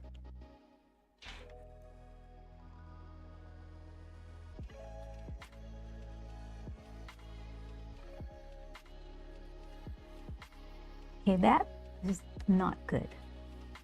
Why did I didn't factor in anything that I could hide behind, so now I have to like do like a full figure in this crazy, it's not crazy, but in this pose.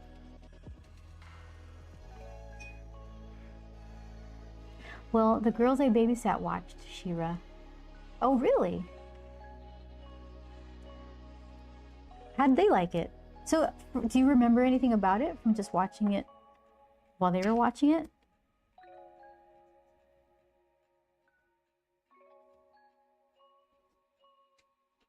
Okay, so let's hide some of this behind.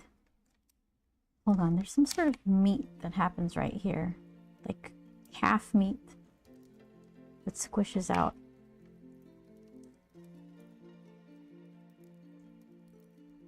Do I need to reference this? My goodness, it's supposed to be like a quick little thing. Let's see.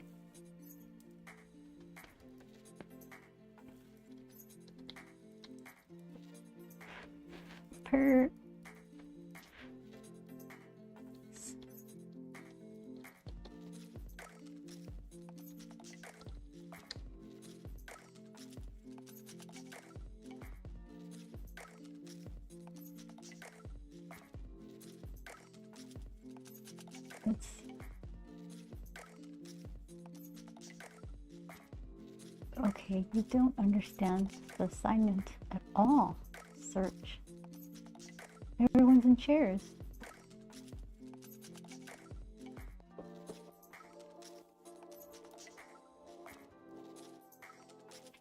Let's see.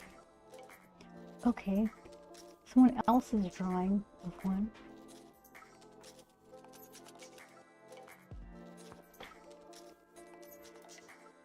What is this that I just clicked on?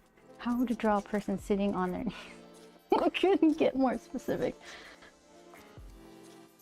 Okay, person on the left. That's kind of what I'm trying to draw.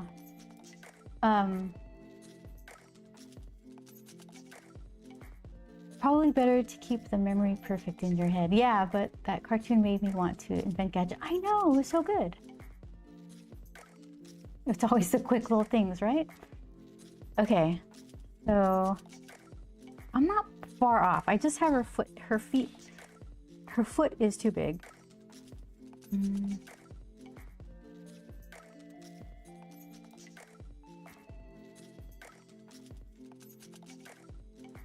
And then what? It just, okay. I know you guys can't see this yet, but I'm looking at the underside of the leg. It kind of goes straight, and then there's a ridge over the top of the foot, and then it goes to Tootsie Toes.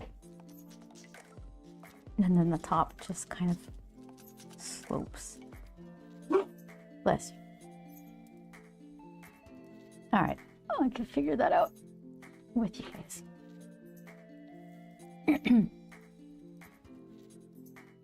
Okay, let's see.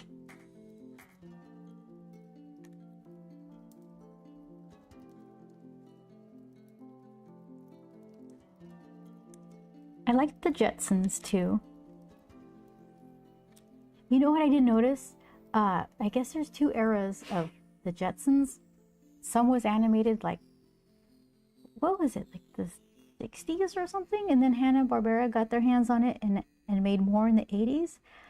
When I was little, I couldn't tell the difference, and my mom was like, "What is that? What did they do to the Jetsons?" And I'm like, "What are you talking about? It's what?" Now when I see it, I'm like, "Oh, yeah, they kind of did the Hanna-Barbera thing," which was I don't know, it's just not as, the design of the characters was a little more generic. The coloring was weird, kind of a little orangier.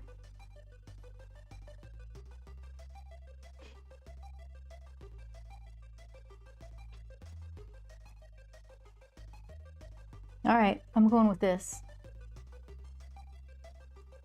That doesn't make it better. When the drum beats go like this. I guess you could be wearing a little tank top or something. Summer day.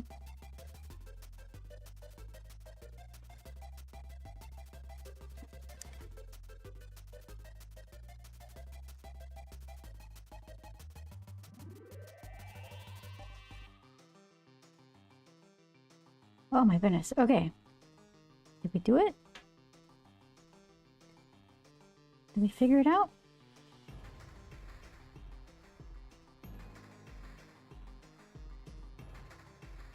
Ink time? Okay, there's like a whole void here. Let's...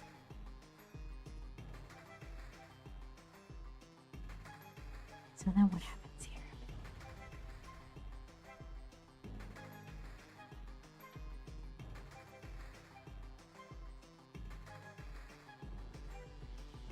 Maybe it's they're just, the froggy's just hanging in the water.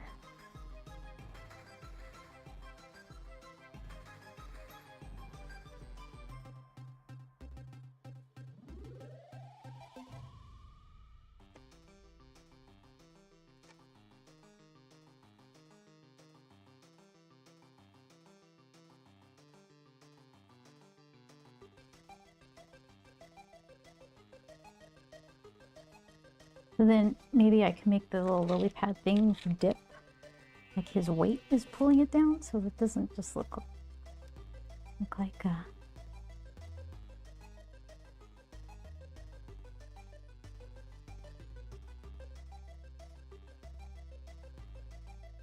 just a froggy head.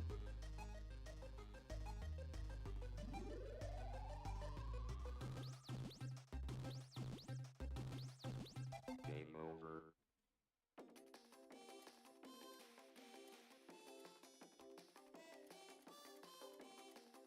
Okay, that's what we're going with. Let's see. On the count of having smooth Arches paper, I'm going to use Micron. At least to be in the beginning. And then after that, maybe I could get something a little more crazy.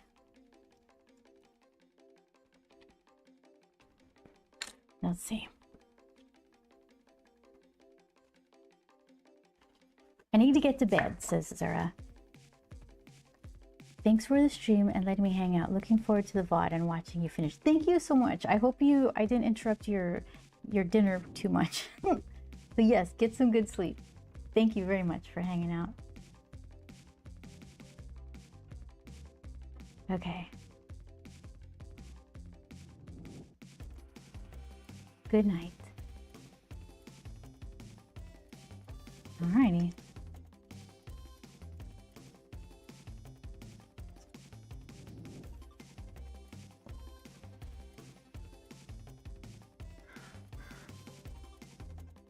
Oh, we never figured out which pupils we're going with.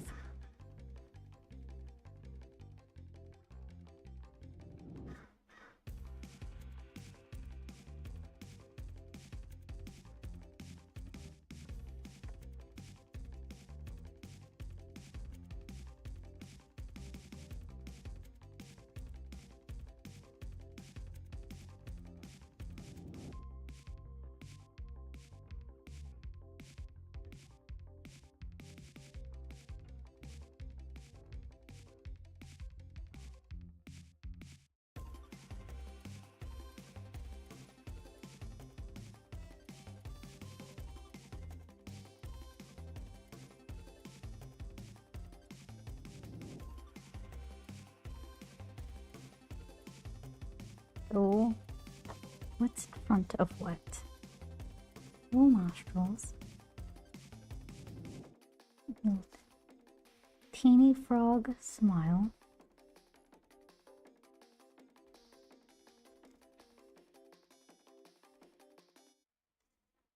Okay, let's figure Periwinkle out because her hair kind of goes over some frog stuff.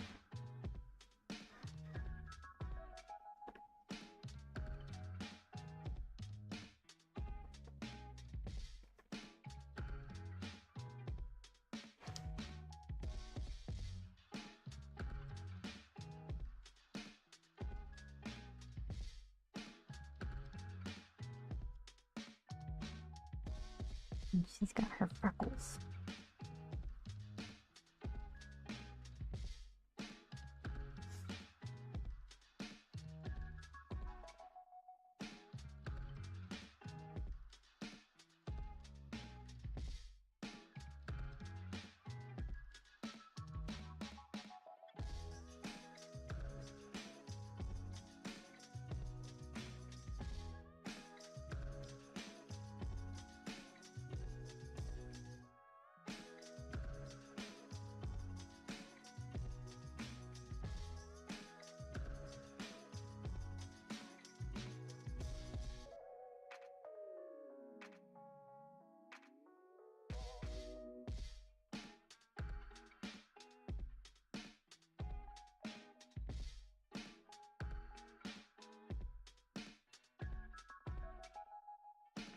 Where's your chin?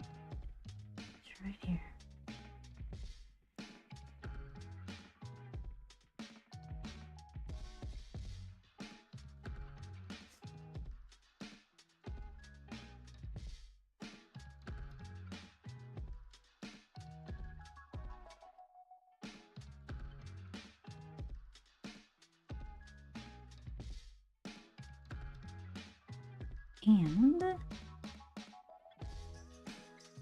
And she could be like resting in some little pile of hair that kind of goes over Mr. Frog.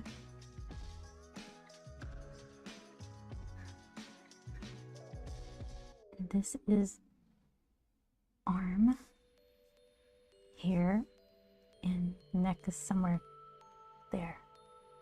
Don't worry about it. It's close enough.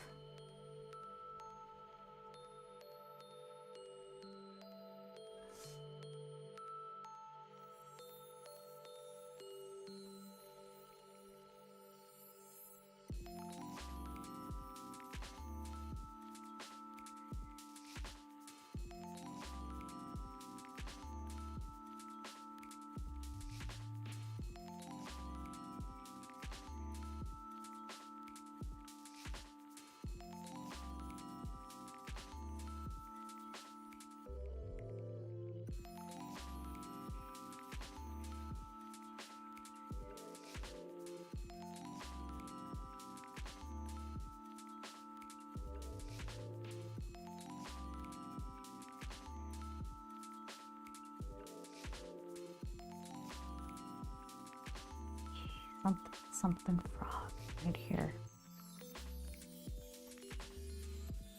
What?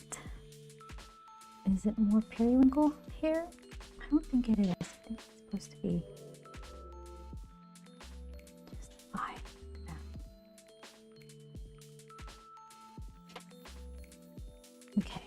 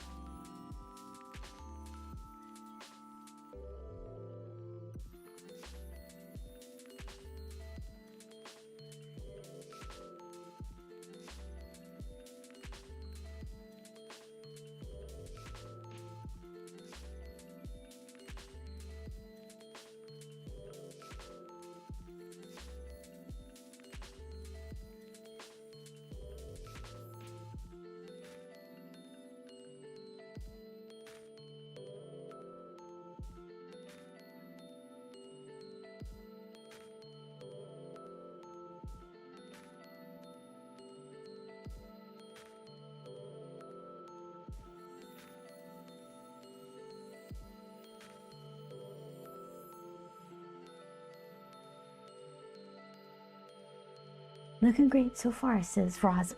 Thank you very much. Plenty of time to mess it up. Plenty. It's kind of a dead weight sort of line. No thick or thin. Nothing bouncy about it. But I just want to do this first and then figure something out. I just don't have the skill to just in one pass grab my one of these guys and do a nice line weighty thick to thin line on my first pass. I try.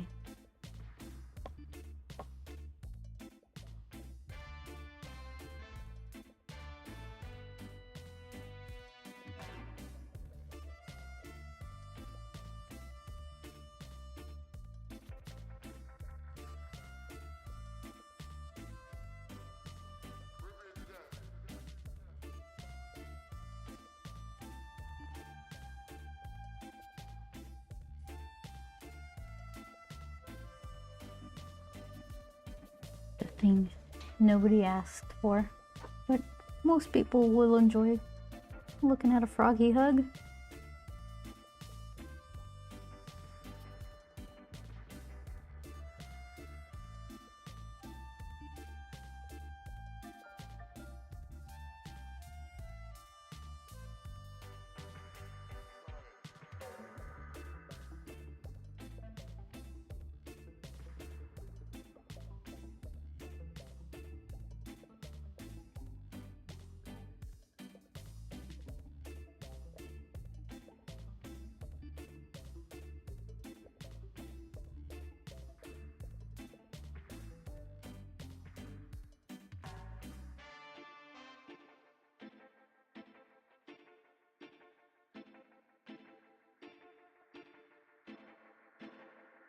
Okay, and this was periwinkle finger, like the side of her hand. Okay. This is just like a little frog meat. And then here, periwinkle hair. Okay.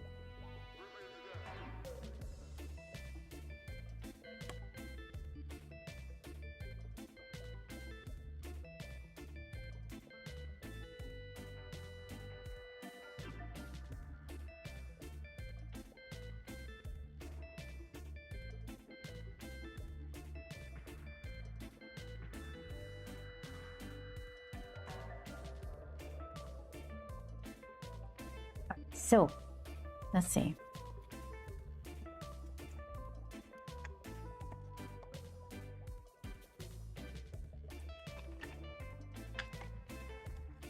Do little skinny lines.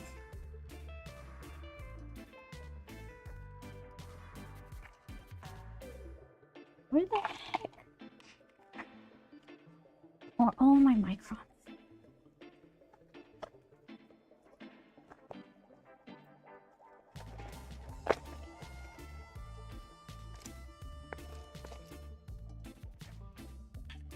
Another 3.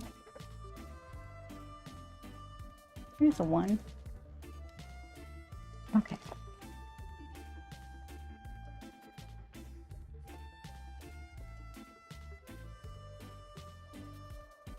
What?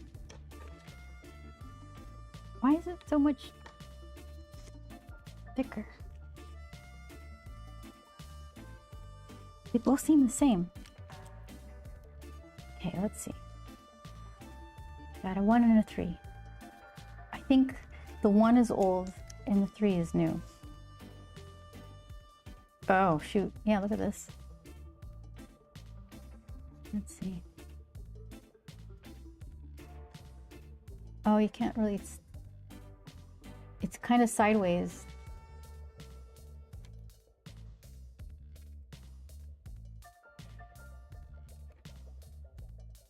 Let's see. How about microns?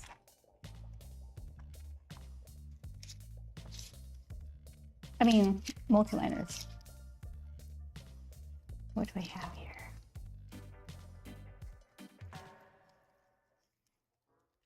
1,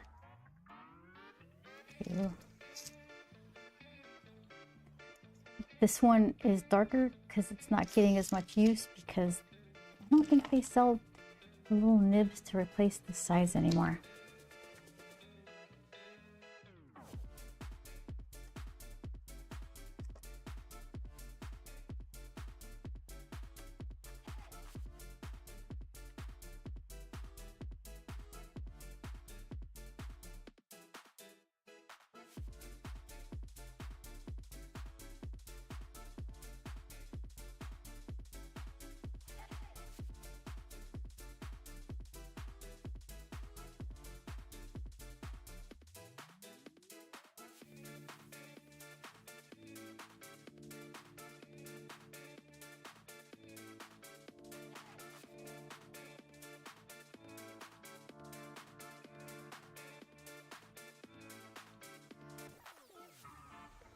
Just little for funsies, lines.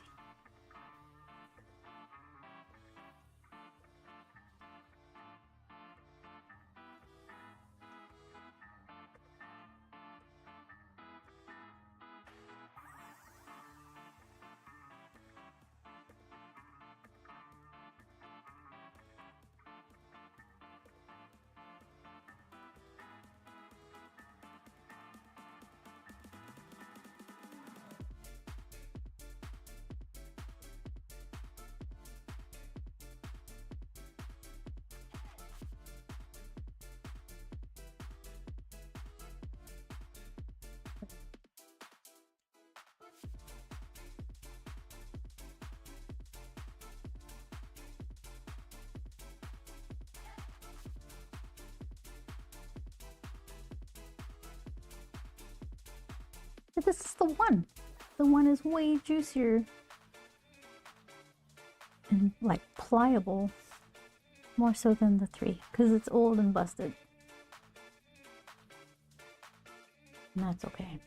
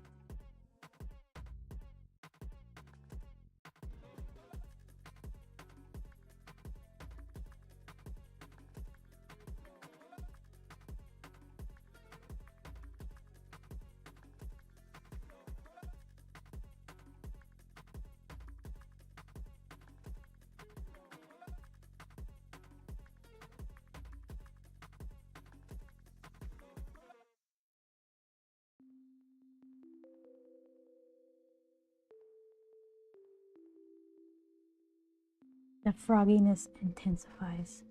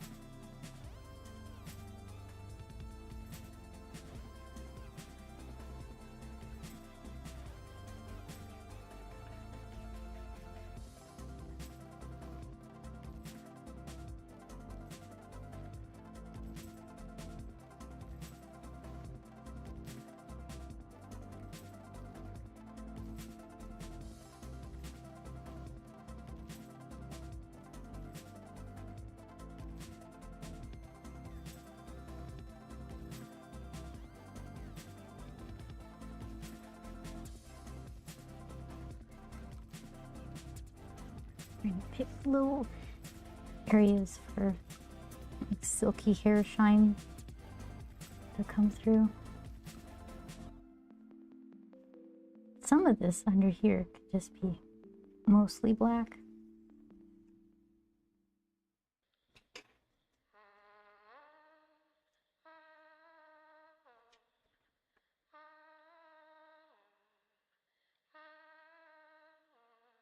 And just pick where.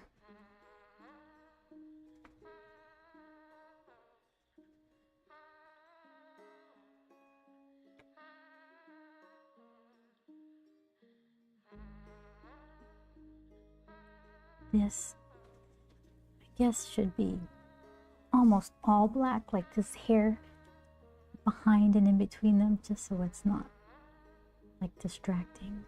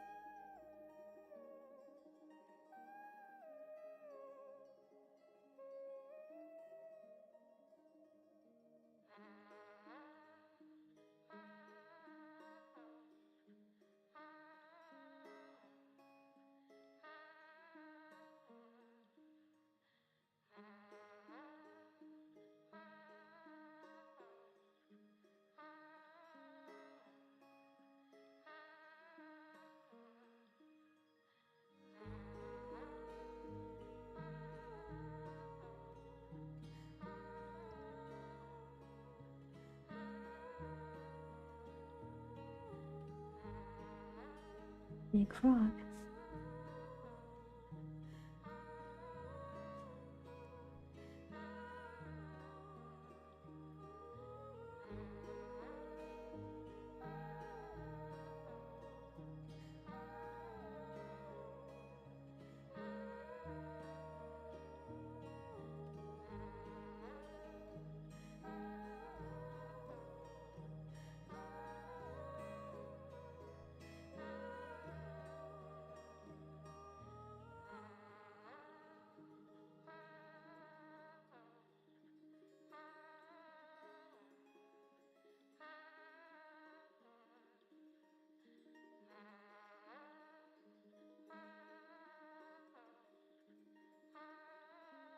Okay.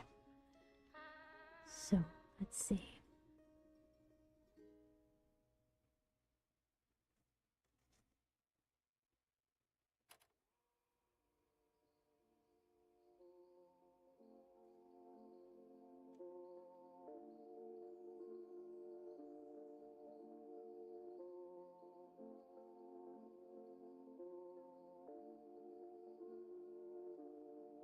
What colors?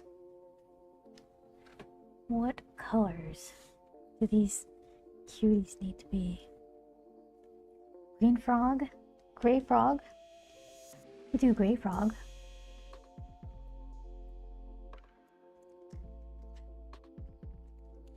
And then Periwinkle, she's like that purpley color. Gray, purple, what else?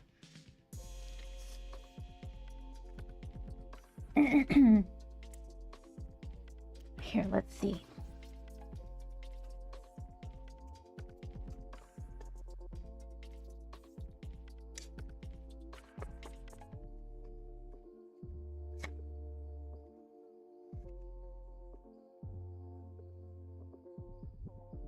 I don't think I've tried the Schmincke granulating colors on the cold press recently, so I don't remember how they sit. I know in the rough, it's so thirsty that the paint doesn't do its granulating thing. Just all soaks in evenly, just the way you laid it down. I don't really know this. Ugh.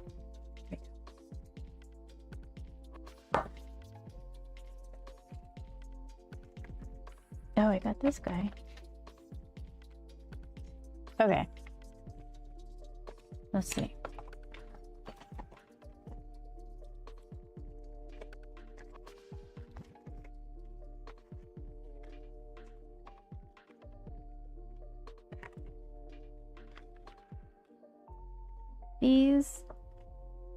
These, and these. Let me grab the right one. All right.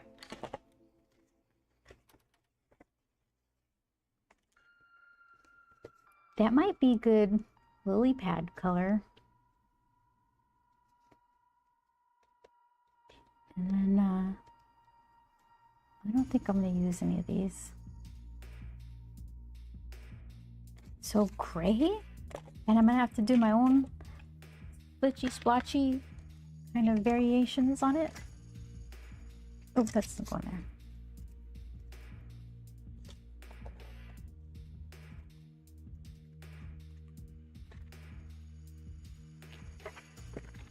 Okay, so then what?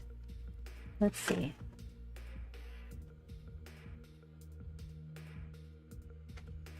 So a little bit of that and like some sort of, not that color.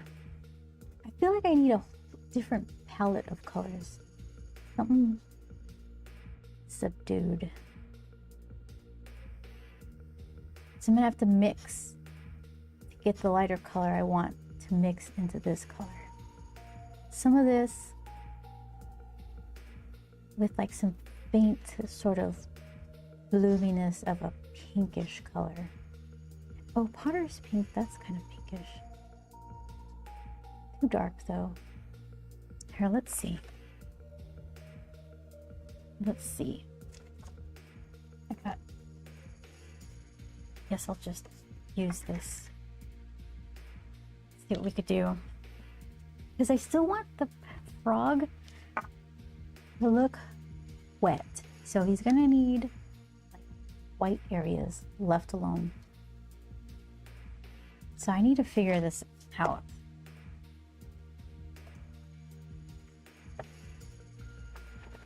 Oh. Okay.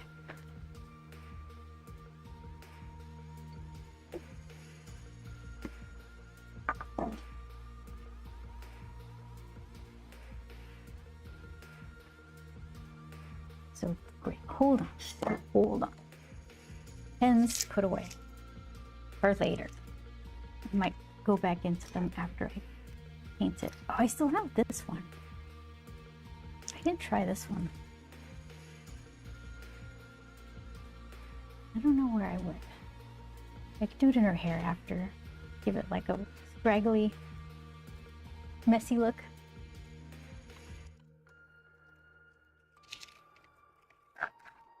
Okay. And then eraser.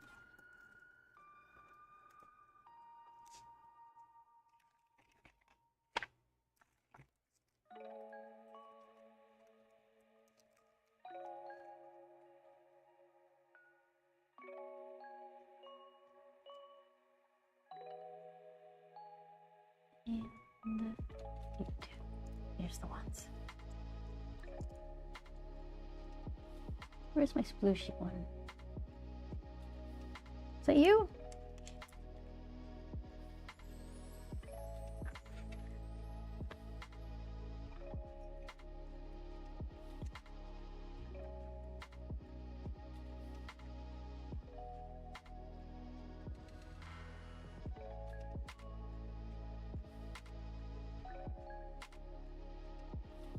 Yeah, it kind of sits on top of the paper.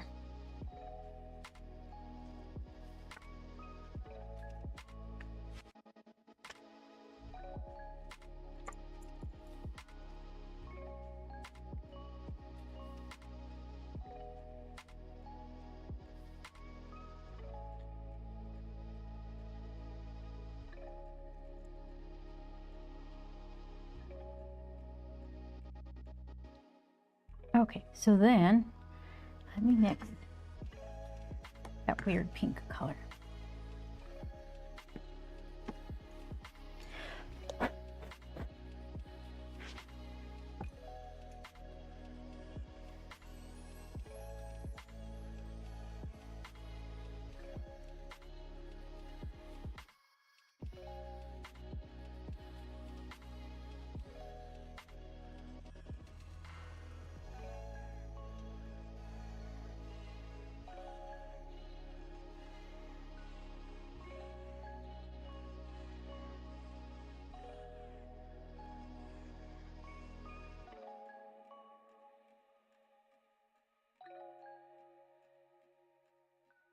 Kind of.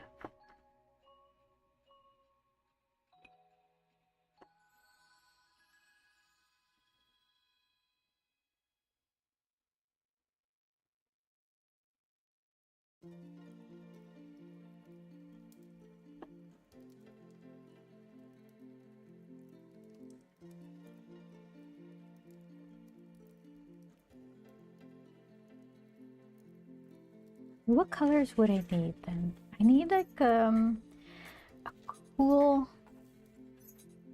light gray. Let's see. Shopping list. Oh. Okay, cool light gray. And then like a powdery pink, like a blushy pink. All my one pink is opera, and it's like actually glows under UV light, so it's need some softer, like a Julie pink. What is that? Petal pink. What else do I usually complain about? Some sort of, well, I do have another yellow.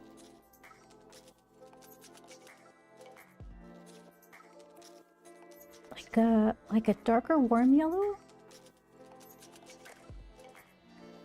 Would that be yellow ochre? Something between plain yellow and yellow ochre.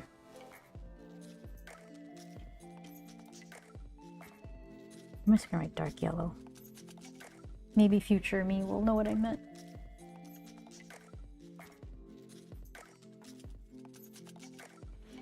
Yeah, I like this better. It's like rather than the that warm gray mixing, what is that? Some Schmincke black with the buff titanium, and it's a little cooler. Hey Vince, how are you? What have you been up to today? You're here just in time for painting.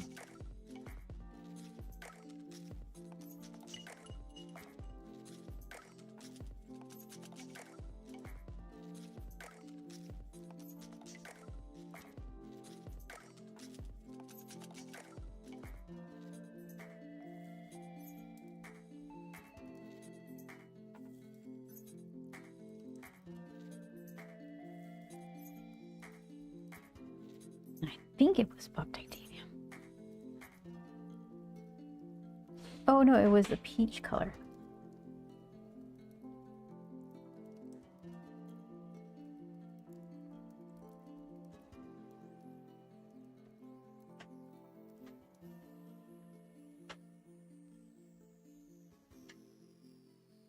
Is that the color I want?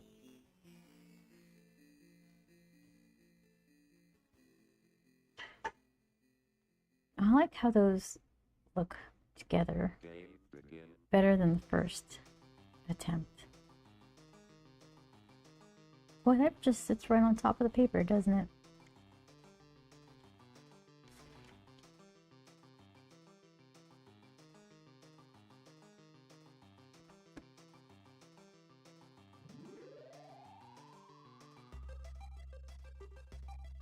So I don't want him to look all like injury frog. Let's see. Whoa. Let's see what we can do.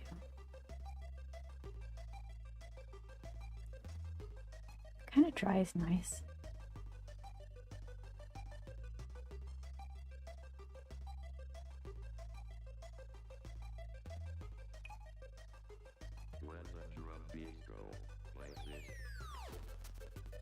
Let me make more of it. So, schminke, gray, I mean black of some kind. Then, what did I put? Buff titanium?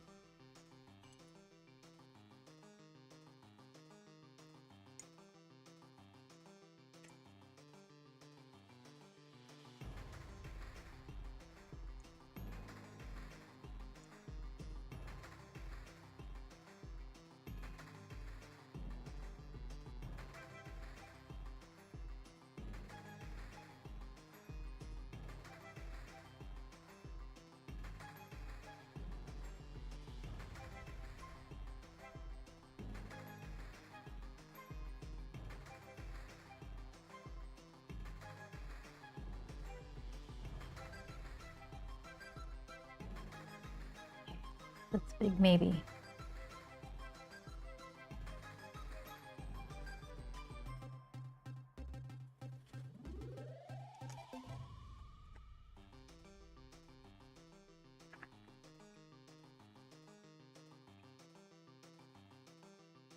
Maybe a little more buff titanium.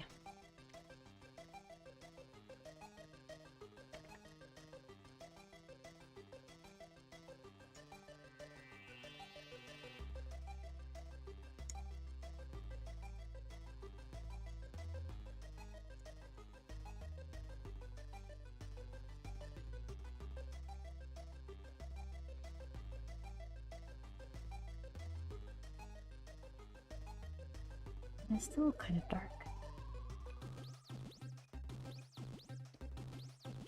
Game over.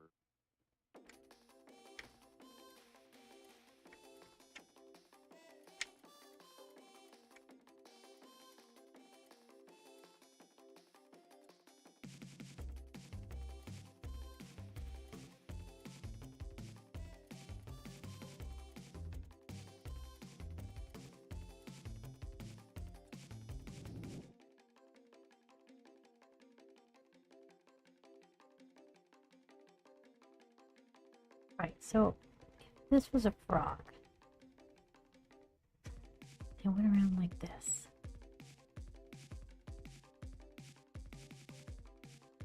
Then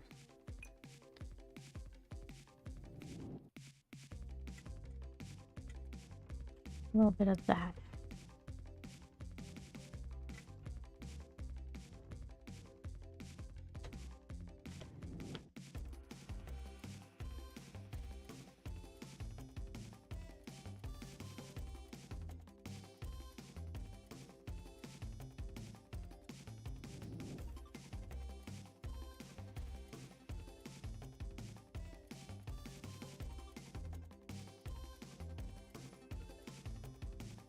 Maybe some blue.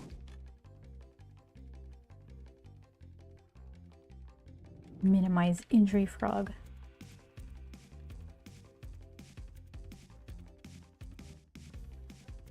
This isn't blue, but close enough.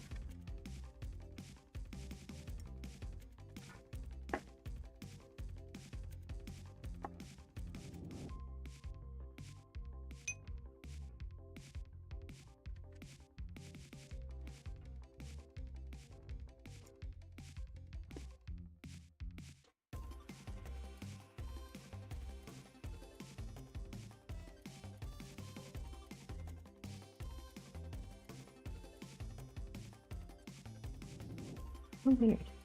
Like, lift it up.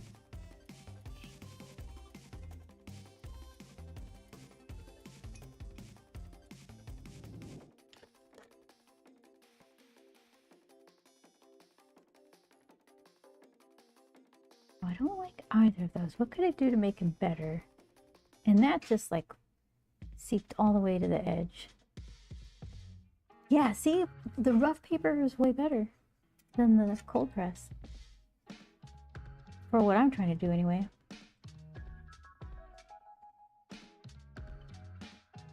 After it dries, I kind of like the gray, this one better. The MPT, hey! I'm I'm fighting with watercolor. How are you doing?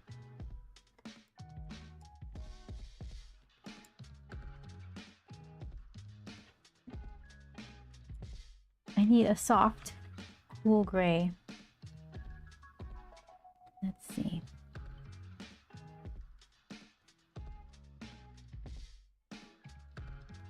Oh, what do we find? Oh, watercolor, because I'm trying to. Here's the task of the day. I'm looking for a froggy gray color that I like, and so far I've made Injury Frog color and Dirty Frog. I prefer Dirty Frog to Injury Frog, but we could do better. I just can't find it yet.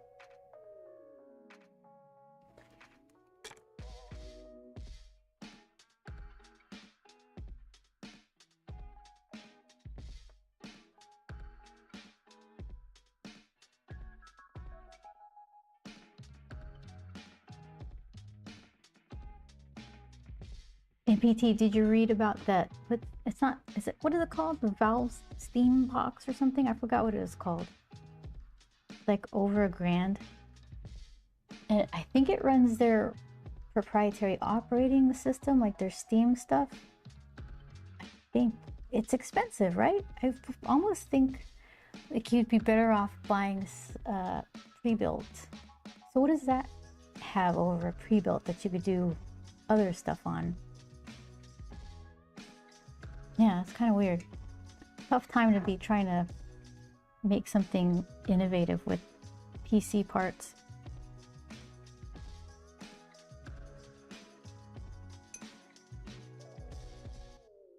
I think the one that comes with a controller is 14 grand. No, 1400. Sorry. Not that expensive.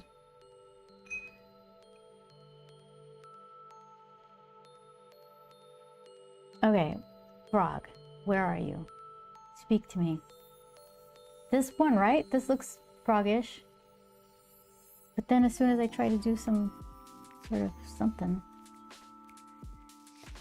it gets weird.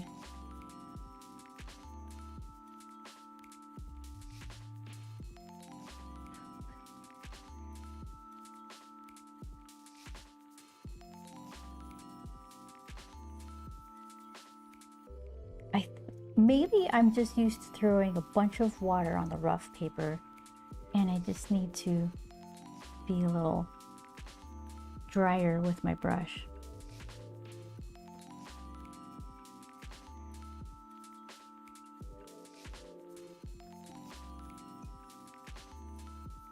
I'm very jaded with PC at this point. Prices are exorbitant. Super, yeah, expensive.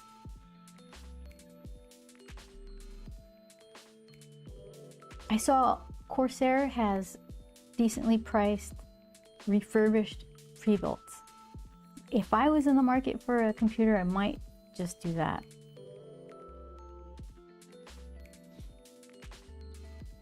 That would depend on the quality and their customer service and all that, but that's good to know. Well, yeah, it might be a buyer beware thing. I have no idea. Pink Frog.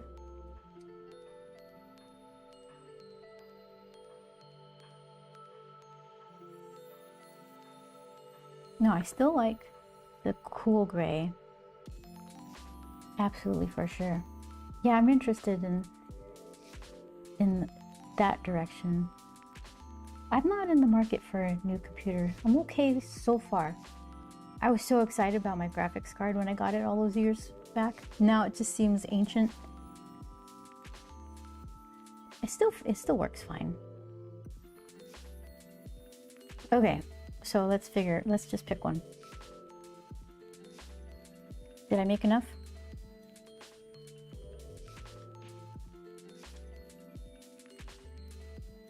Here, get a smaller brush. I'm feeling confident.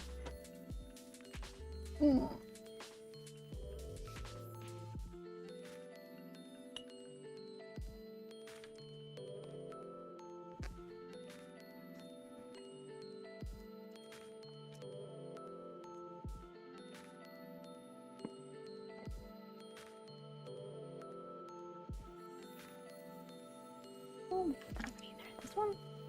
Sure, this one.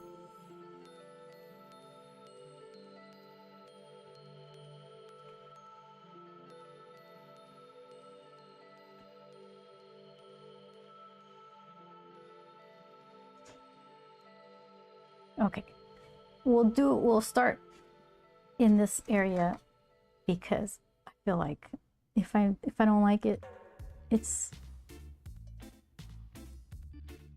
I could hide it.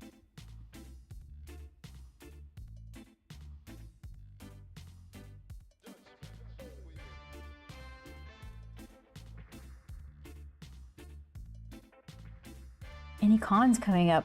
Funny you should ask. San Diego Comic-Con, the biggest one of the year. That is, I think, the 3rd week of July. I'm in Artist Alley, CC20. And yeah, I'm looking forward to it. It's a pretty good show. Let's see, can I do this?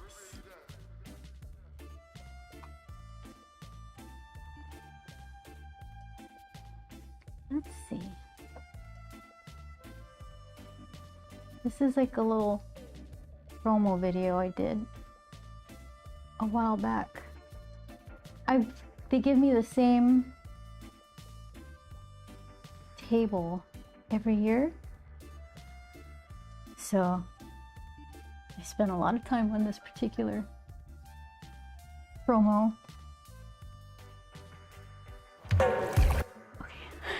We're all gonna watch it. Let's see. Hold on, let's see, make it smaller.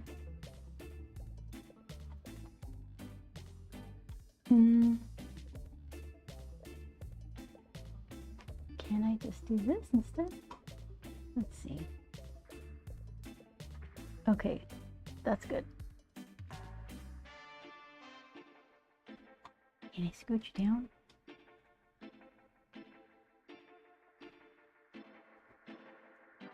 Okay, I can if I do this. Okay. Oh, hold on. Double.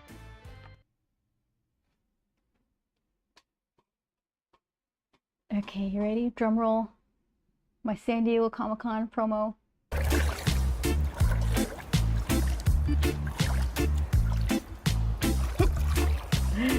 I was in the pool with Joel filming my doll in a floaty in the middle of the apartment complex. Yeah, still CC20.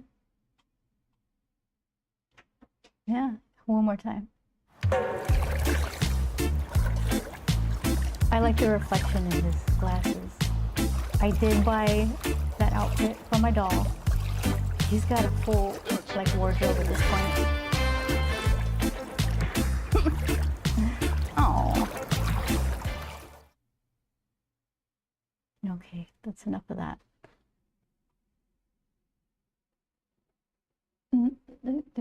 Here, let's.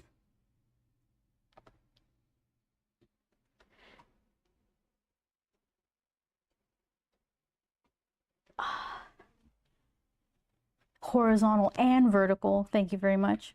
Yeah, so I had to create a mask.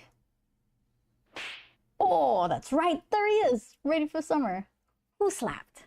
MPT, was that you? You don't slap. Let's see. Where's my slap info? Chris, there you go. Yeah, so I think I did it all. I don't think. I did it in DaVinci Resolve, and I went frame by frame creating a mask that followed Grump over the water, so I can kind of hide and reveal the words under him.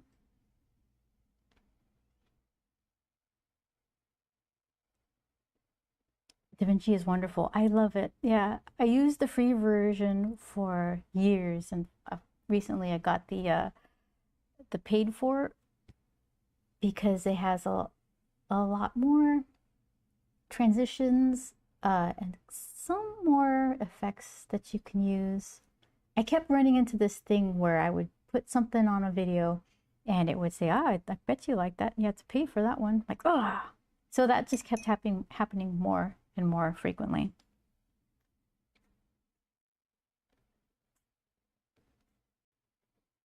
Okay, let's see. I feel like this should be a little wider.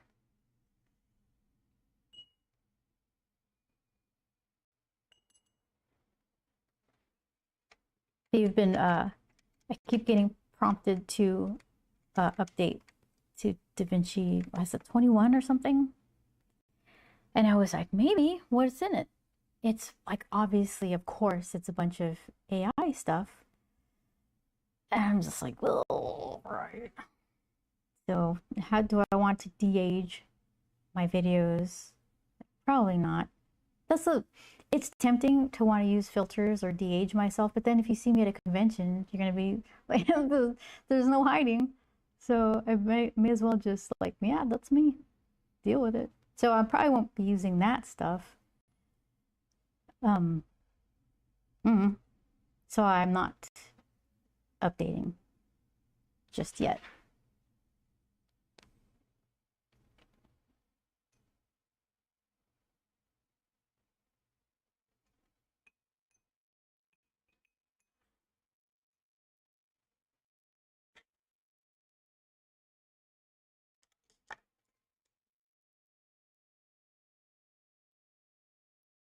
Okay, how's this?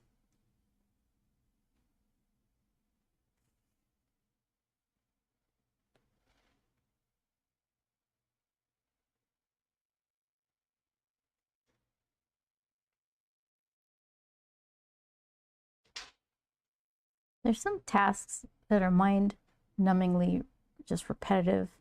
They don't really take any expertise to do. And I can see offloading that stuff to AI, but creative decisions, story ideas, that's just absolutely not.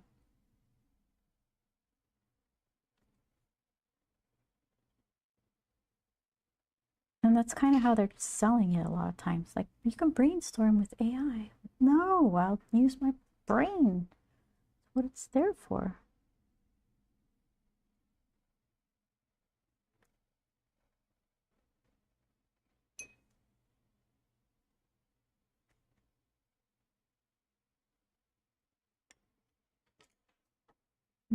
Use AI just for ideas. That's the whole point.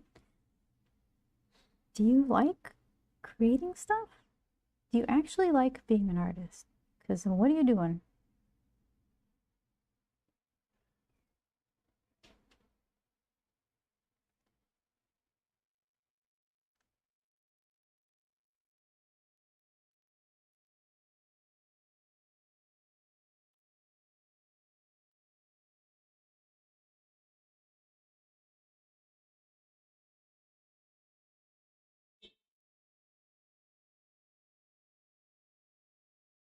I've read that A24, that production place, they're embracing and encouraging. Oh, no, they invest. Google invested in them so they could use Google's AI filmmaking tools for A24. Helping filmmakers, you know. It's not helping filmmakers. Filmmakers are training it to replace themselves.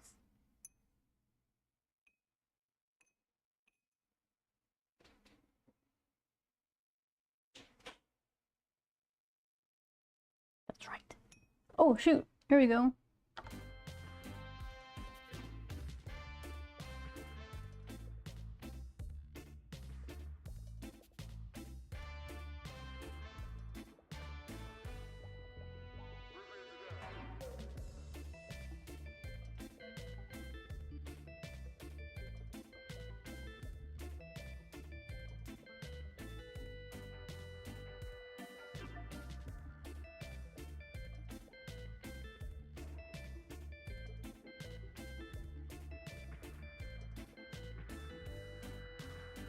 I think I'm thinking of, I have a frog purse that's gray.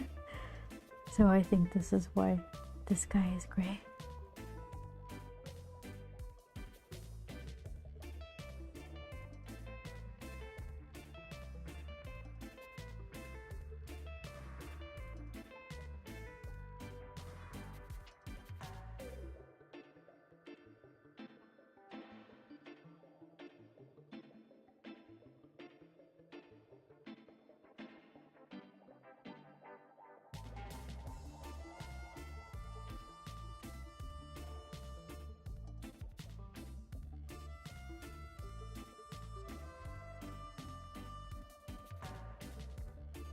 Hi, Ryan. How you doing? Ryan, WC Art. What sort of paper is that allows you to both ink and do watercolor? I'm doing well. How about you? I'm doing really well. This is Arches watercolor paper. It is cold press, which is really, no, hot press. Wait, it's hot press? And I put C on the back. Okay, I need to change that. Hot press makes it smooth. Hi, Hybrid. So it is easier to get like a nice line on. The watercolor itself, it sits on top for a while, which is fine.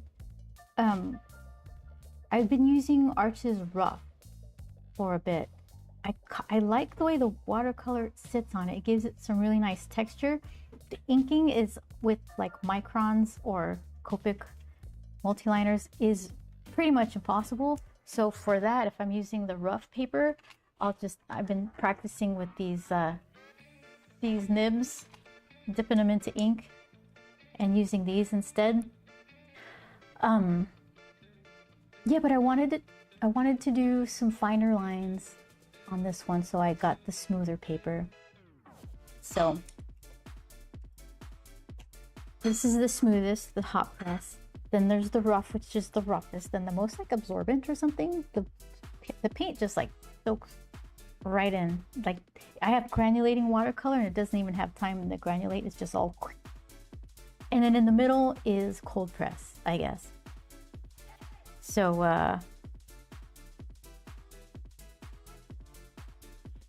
I should try that next, because this one's a little too smooth. I don't know. All of a sudden I have paper preferences. I don't know when that happened.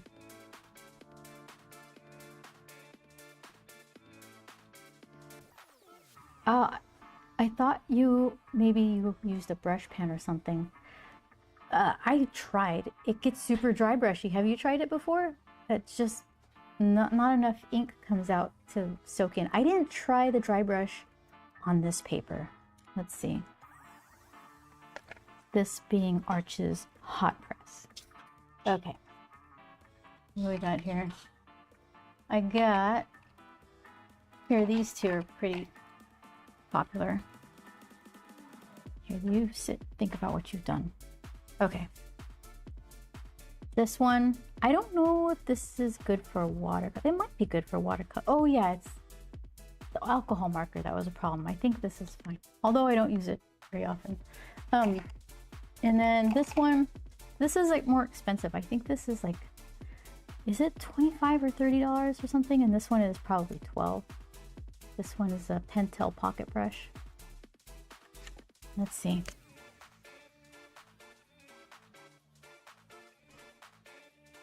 Oh, that's kind of nice. Yep. Hot press is good for brush pen.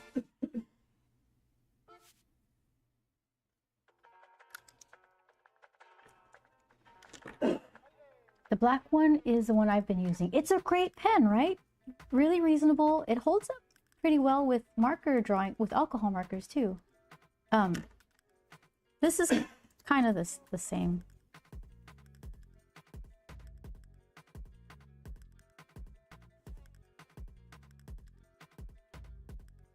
All right.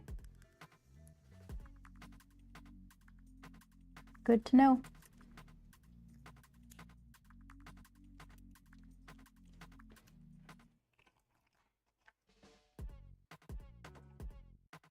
Ink on copy paper. Copy paper won't work well for much other than copier laser toner. If you want marker paper, watercolor paper, or something heavier with sizing to prevent feathering, you want marker paper, watercolor paper, or something heavier with sizing to prevent feathering. That's true, but sometimes we put so much garbage out, like bad drawings. You only feel comfortable wasting the copy paper, but then if it comes out good, you can't do anything with it. But yeah, you might find that you're causing yourself more headaches because you're not using a good paper. Like it might not be user error, maybe it's the materials. I've been using higher quality copy paper. It does pretty well. Yeah, I like the brush. At first I didn't like how much the ink bled out of the Pentel, but I use a paper towel to mop it up a bit. What? And now it works well? What? So it's just too juicy?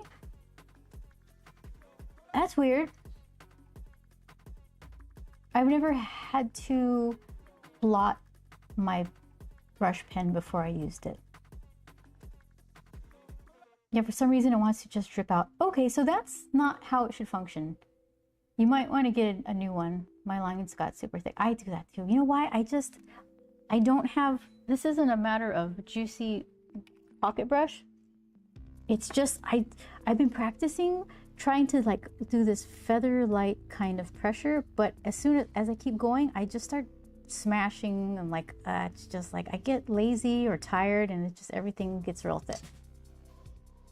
So it's like patience and muscle control to just have that feather light touch.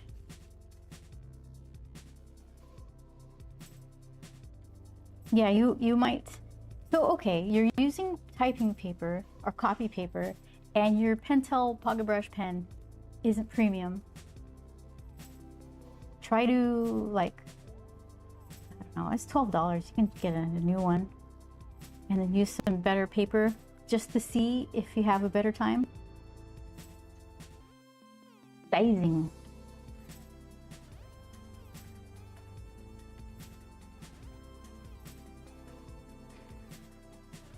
Hybrid, do you like my frog?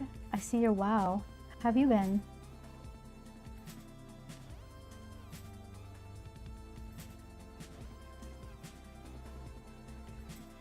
Even changed out the ink with some Japanese pigmented ink and it works well, almost like the original ink. Inks very wildly. Is it this one? Because this is, we might be like reading the same internet. I like this one a bunch. It's good for markers and whatnot. So these two, this and whatever comes with the Pentel Pocket Brush pen, work pretty well with alcohol-based markers, if and that's what you're doing. There's plenty of choices if you're not trying to contend with alcohol stuff. When I'm using the pen and ink, like the nib stuff, I'll dip it in Higgins India ink. Pretty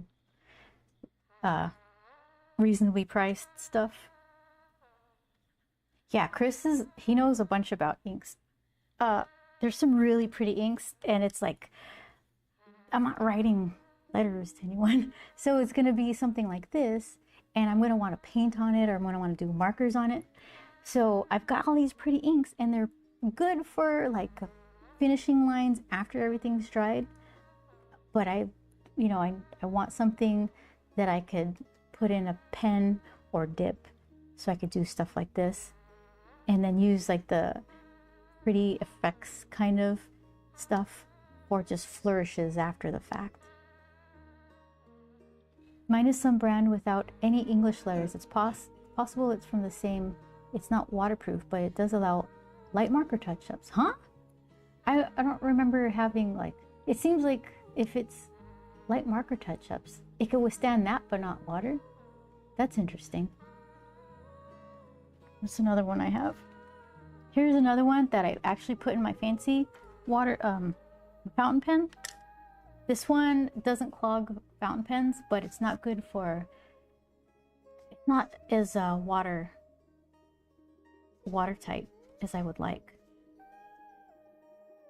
So this one goes into a fountain pen, which is a lot harder to clean out. And like a nib that you could just dunk in Windex and water.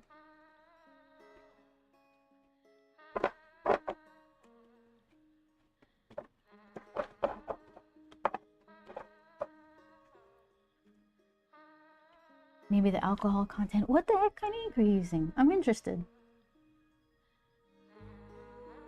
They use Windex to clean out airbrushes too? Windex is crazy.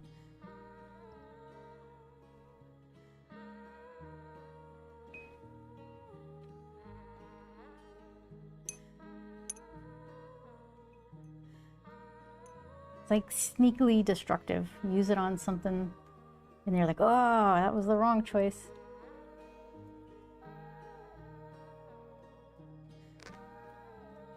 Kameme Sumi ink.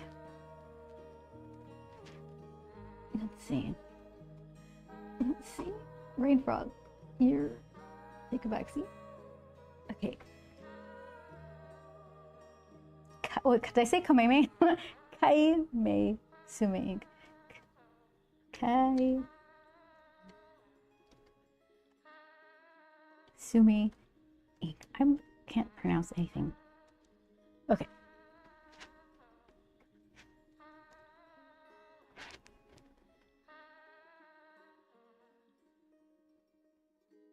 Oh, it's pretty.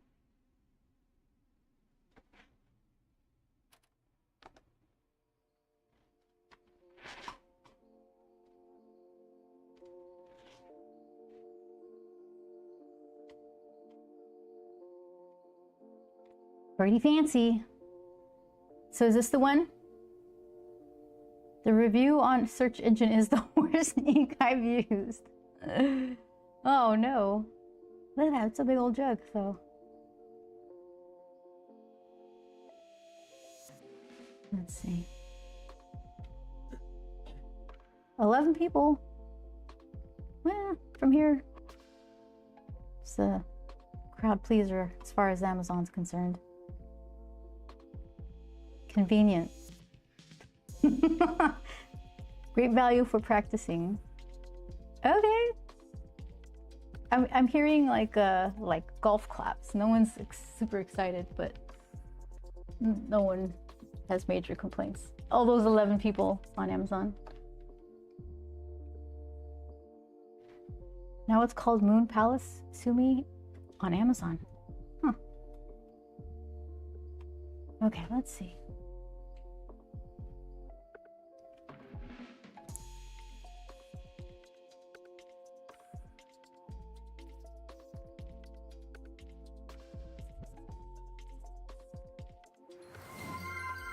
Oh, thanks for the follow.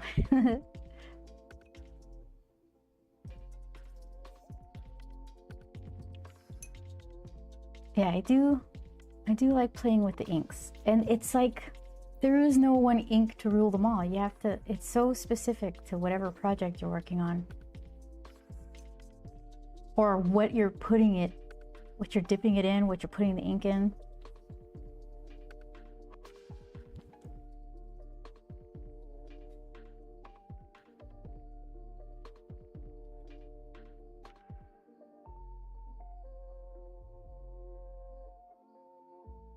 Let's see.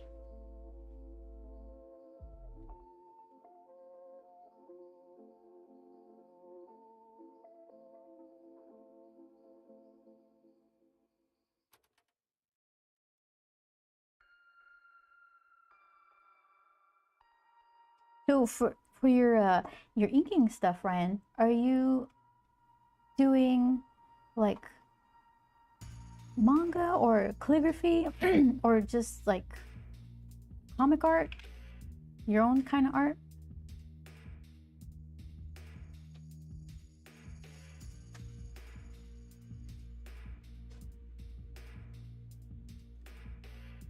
Moist frog. It's gotta be juicy.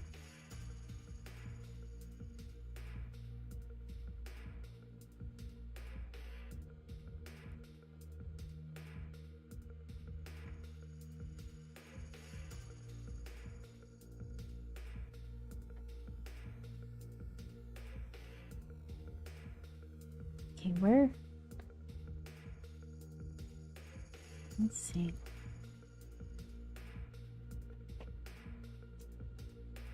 Feathered all your color out.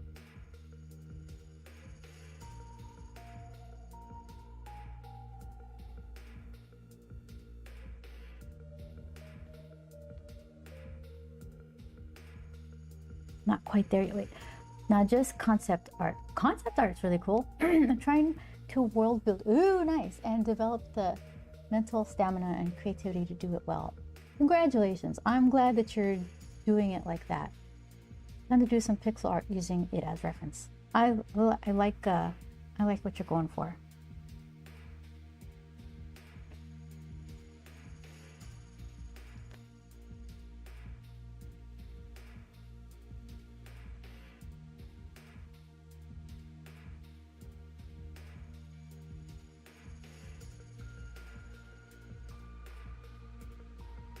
Throw in blue before it dries.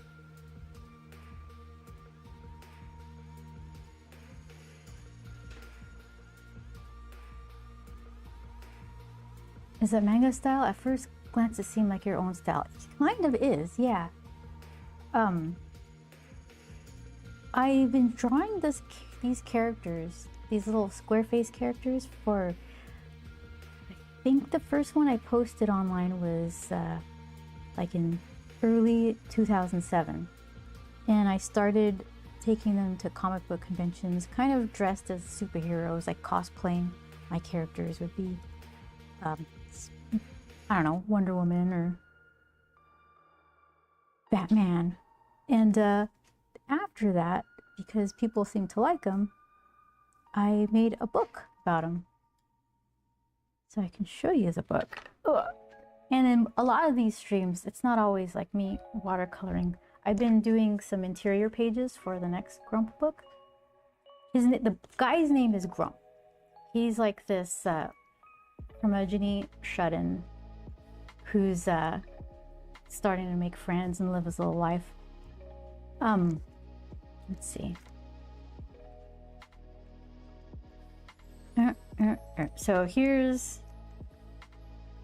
you guys have seen this a bunch of times before, but Ryan hasn't seen it, so I'll show Ryan. Look what I did. No. So this is the same girl. This is Periwinkle. She's like full of like I don't know, rage and helpfulness, like a mix of rage and helpfulness.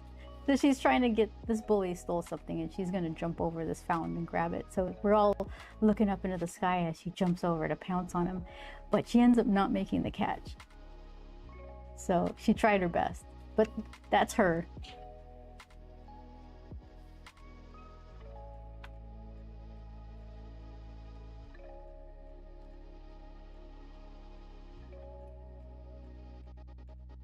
Okay, let's see.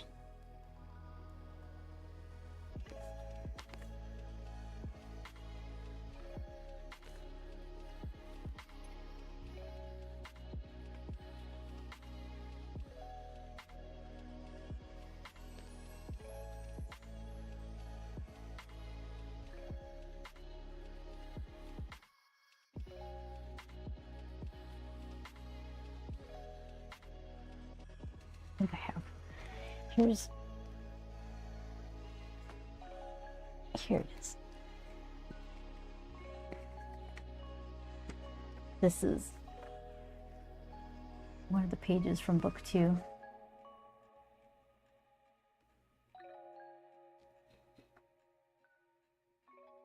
He gets mad.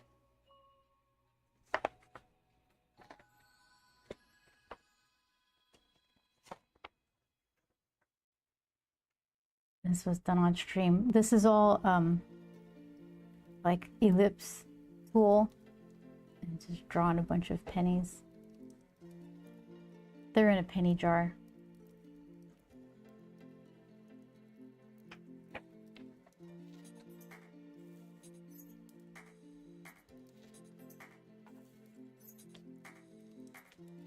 Did you start off with the sketch? This one, yes. I know all of them, I guess, right?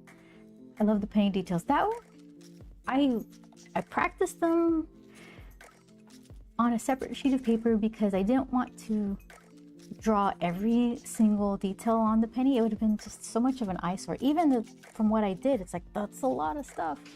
So I wanted to use the glare of a penny shine to kind of hide some of the details and kind of give myself a break from having to draw every single thing.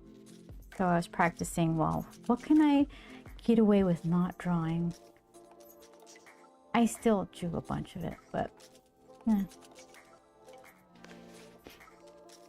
yeah. So for the pages, the interior pages, they all start off with like a little thumbnail and probably a layout that's about was like 8 inches tall. Figuring out the page and where the panel is going to be. What do you need to show? Then I will, in Photoshop, I'll make that layout bigger and then lightbox it on a bigger piece of paper. And for things like this, it was just a quick little doodle. I think as I was trying to come up with an idea, I did this on the side. This one's cuter. That looks like a Pokemon kind of guy. And then I thought, all right, good enough. Let's go for it. But like the quick sketch always has so much more life in it. And then as soon as I start trying to make sense out of the details, it kind of stiffens up a bit. So something I'm always trying to not do. Nice use of boxes for the angle of the face. Yeah, that's the design of the characters, it was inspired by pufferfish, but when I was drawing them more and trying to draw them from different angles, I would use a box to try to get that 3/4 view. So then the characters' heads got a little more boxy over the years.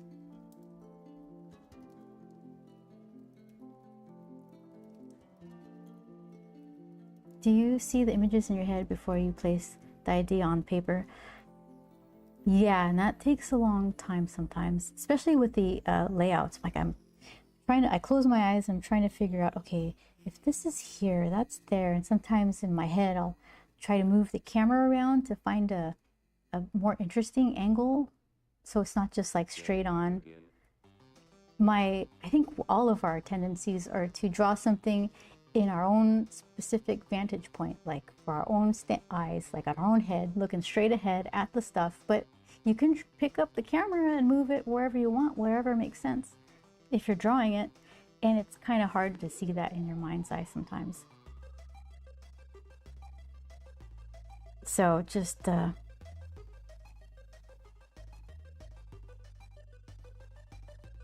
I need to be in a quiet space to do that. If there's other noises, I'll just get confused.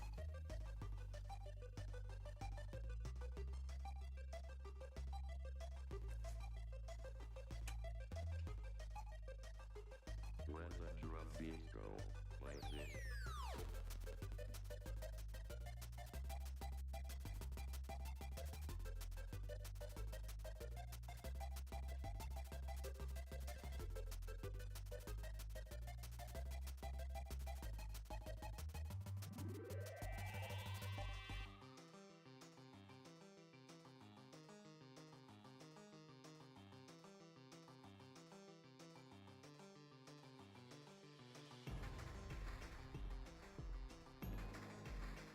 I'd say like the first couple passes of me trying to do layouts for a comic page are so bad.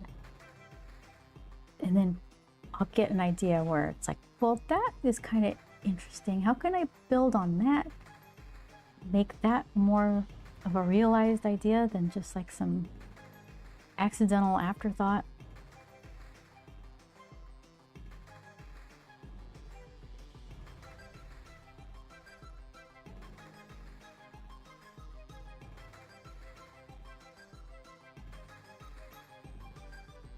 But then like with the comic page, like an interior page, you have this added thing of like story clarity. Doesn't matter how fancy you get with the layout. If you're obscuring what the point of the whole story of that panel is supposed to be, what it's supposed to be telling you, then it just kind of failed.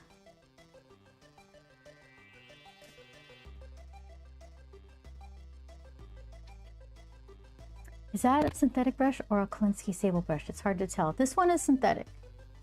It's a Namura synthetic sable. Raffine? I like these a lot.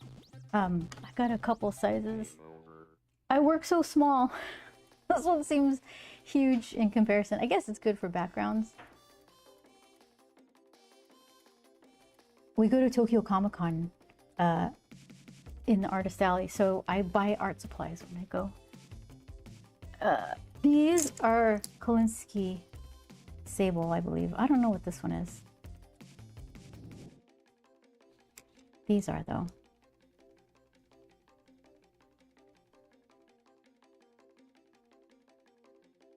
Raphael.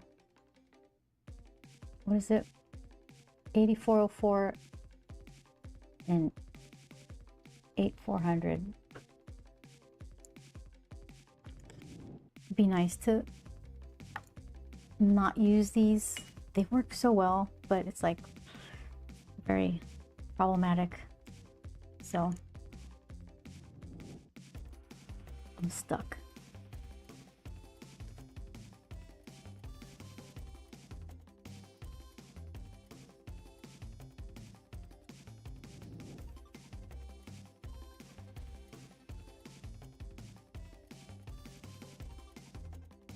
All right, so I'm gonna let you dry because you got all kinds of stuff going on.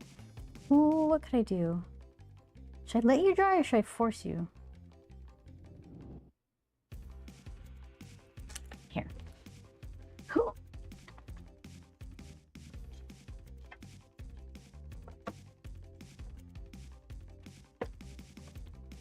There we go. Force.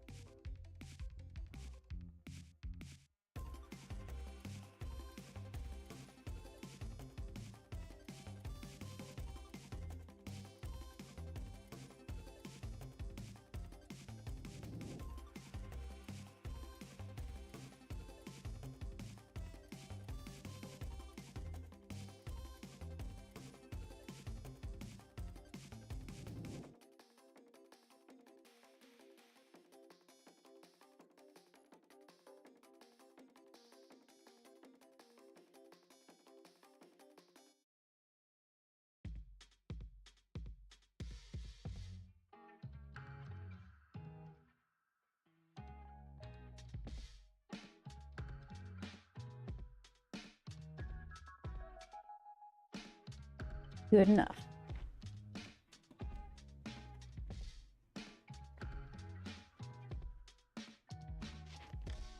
All right, so let's mix Periwinkle, her skin tone. It is, what did I say that, like was it Potter's Pink? No. I had something perfect and I should have written it down, but that would have been too convenient now. All right, so just kind of this wisteria color.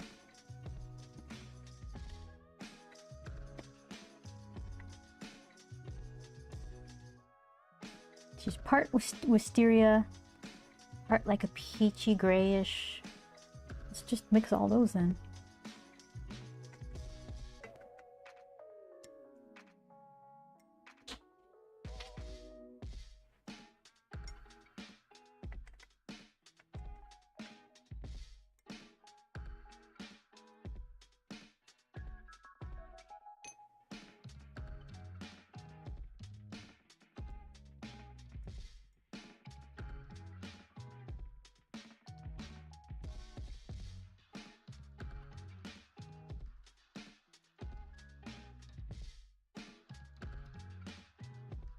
Doing the worst thing, mixing paint with my nice brushes. Here, let's not do that.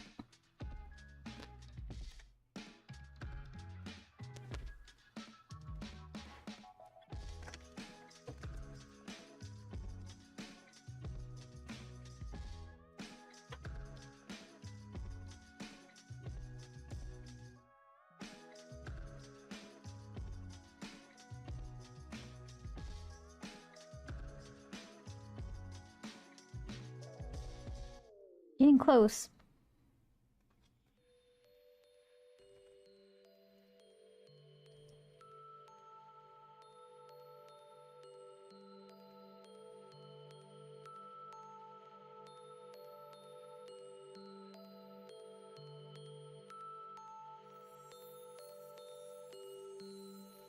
I think it should be a touch lighter.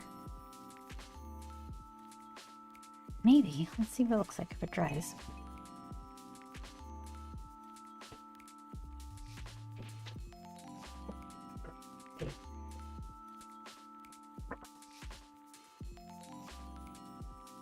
That might be kind of good. Maybe it... Oh, undecided.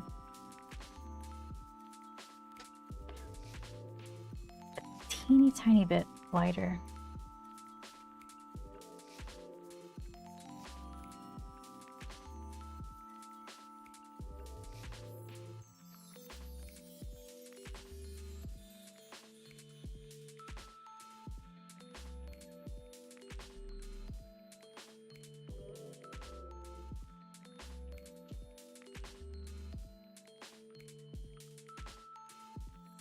Make it lighter.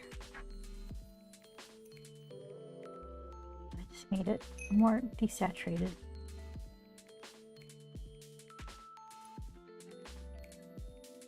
I want that purple back.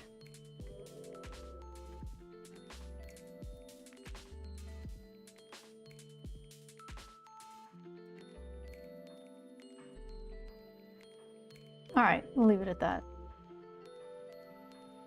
Because then if I make it too desaturated, it just looks like regular skin tone.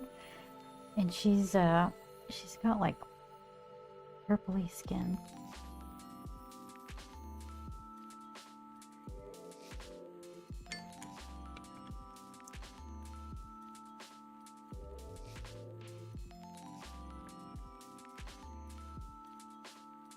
All right.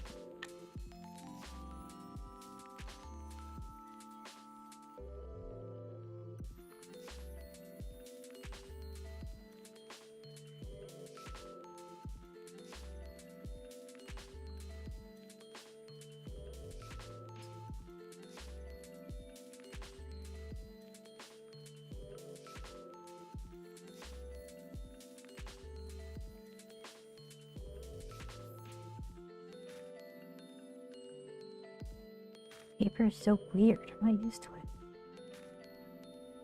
Everything just sits on top of it.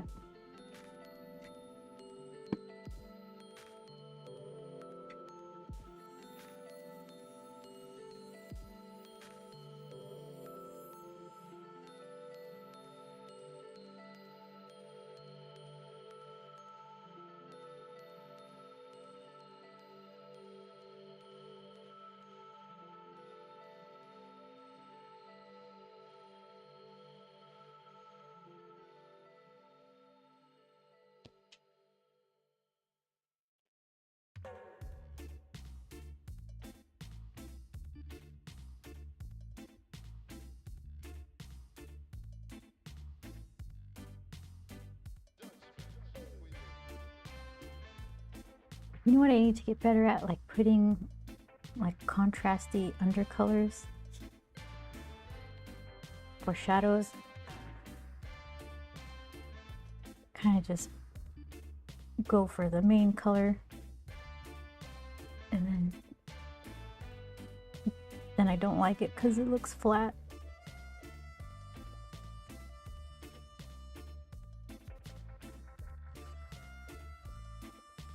So then shadow color, there's some mauve-y looking pink. So what is that? Purple, opposite of purple is yellow. So it's gonna be like a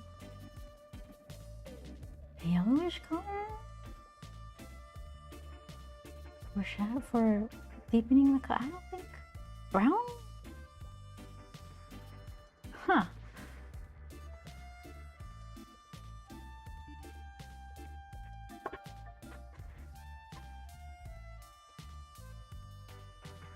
That just makes it look delicious. Like peanut butter and jelly. So darker?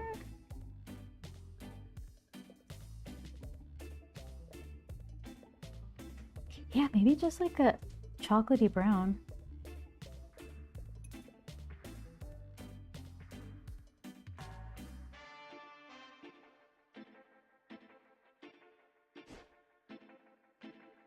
Here, let's try it. You try?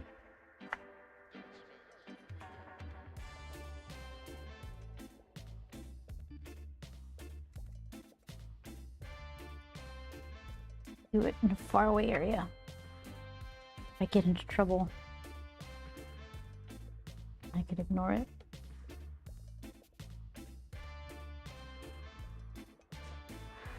Okay, so then though, that makes it look like a human color almost. I definitely don't want that.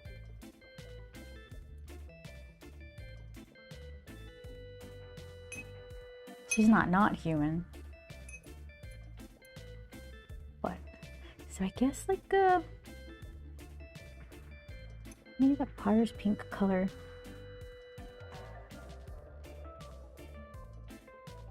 And then cool it with the purpley.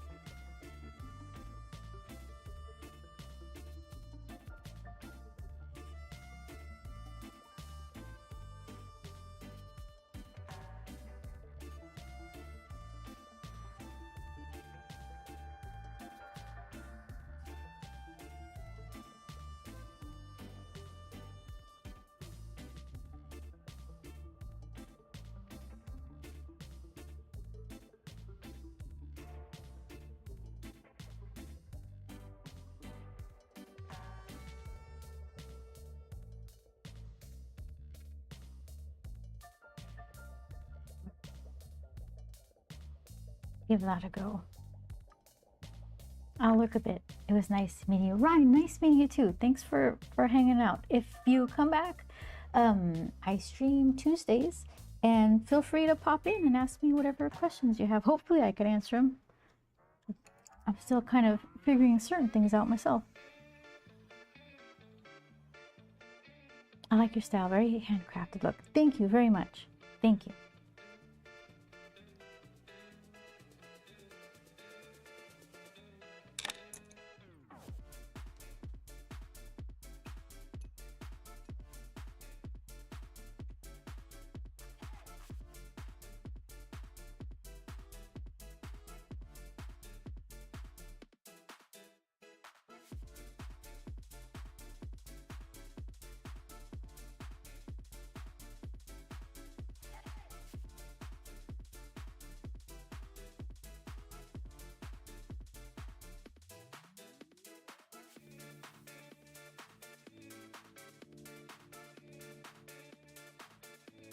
I think their hands are different colors. Clearly see who's who.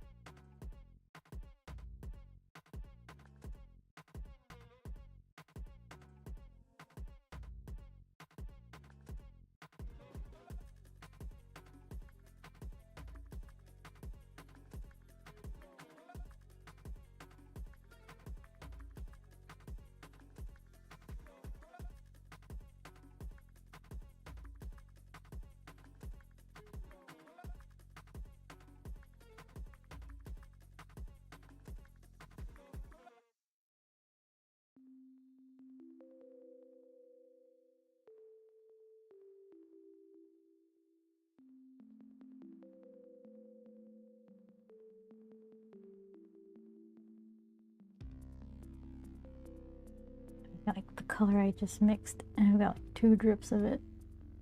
Whoops.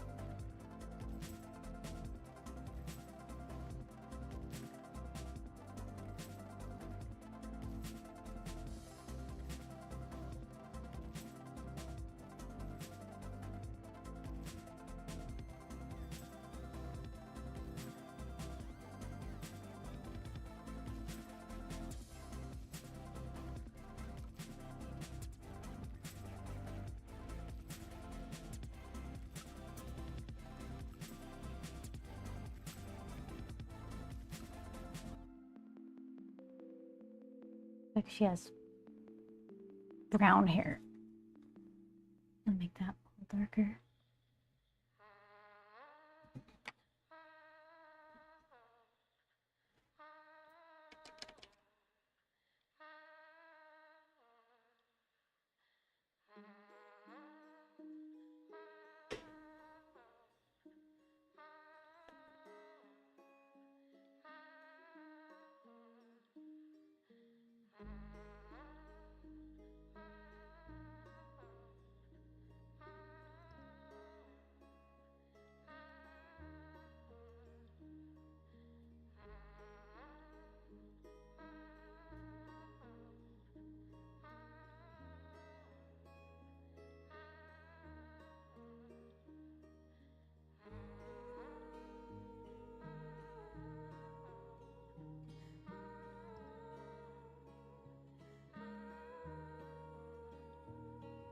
Nice have those red bits around them. Let's see.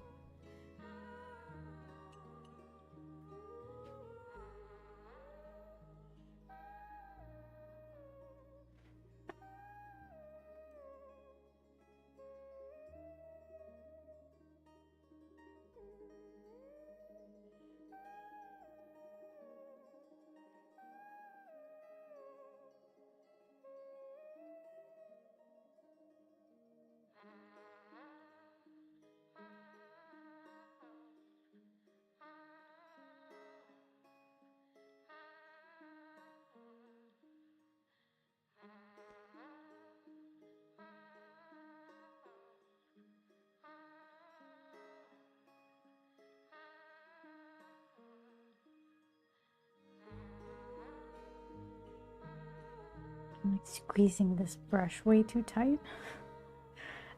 I give it the death grip. You see that? I got a divot. But then it's not even helpful because it'll fling out of my hand, leaving little splashes of paint along the way because I'm holding it too tight. These areas are so itty bitty. What was I thinking?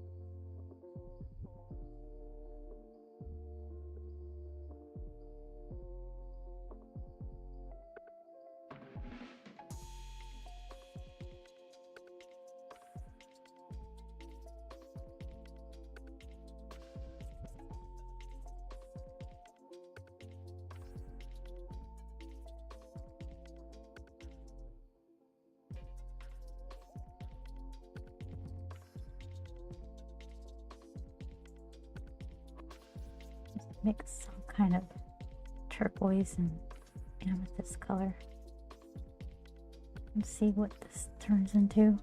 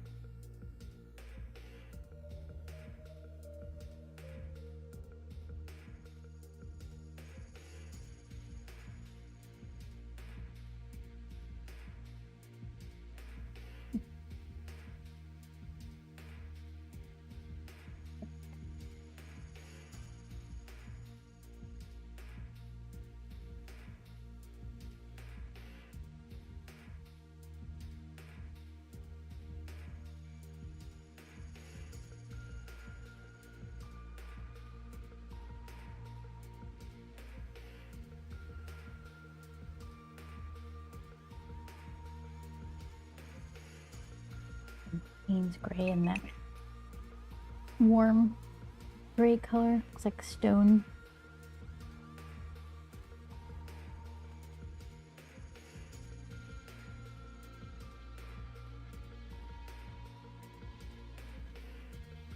Let's try that.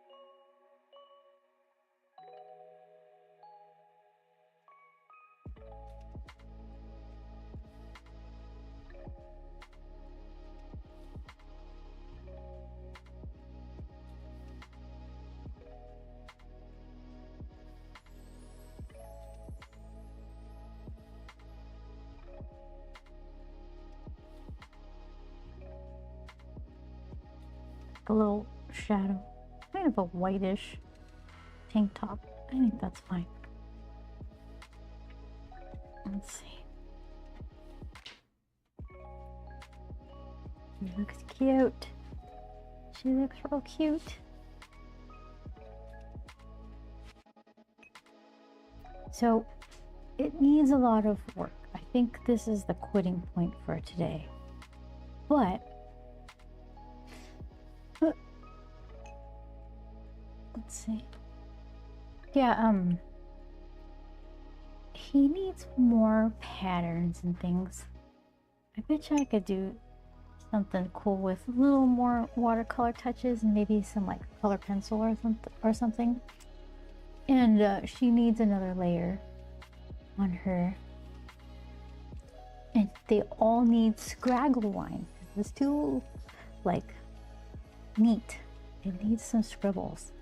So maybe after most of the pattern in the frog, not super patterny, but just like something going on. After I do that, maybe I'll go back in with some little pins. Like just put little marks here and there to make it, I don't know, not so clean. Figure out how green will this little lily pad thing be. Not too green, it's kind of like a, I don't want to add a bunch of different colors in. So there it is so far. I don't want to save it for a full week.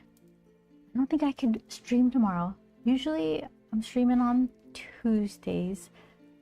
Looking great. Thank you, Jamboree. I appreciate it. I like her shorts. I want the shorts texture in the frog, but in gray tones. So I have to figure that out. It might be that ship has sailed, but I could still do stuff after the fact. I'm glad you're here, Jamboree. Yeah, so I probably won't stream tomorrow. Tuesday at 4 p.m. Pacific time. What is that? 7 Eastern. Let's do this thingy here. Yeah, thanks for the new follow and for hanging out with me while I struggle with Arch's hot press watercolor paper. I don't know, it's one of the bougie ones, but for whatever reason we fought. Thanks, Ryan. It's nice to meet you. Chris, thank you so much. And Shadow, you guys are the best. MPT. Have a great day, MPT. All right, guys, I will see you next week. Have a good one. Take care.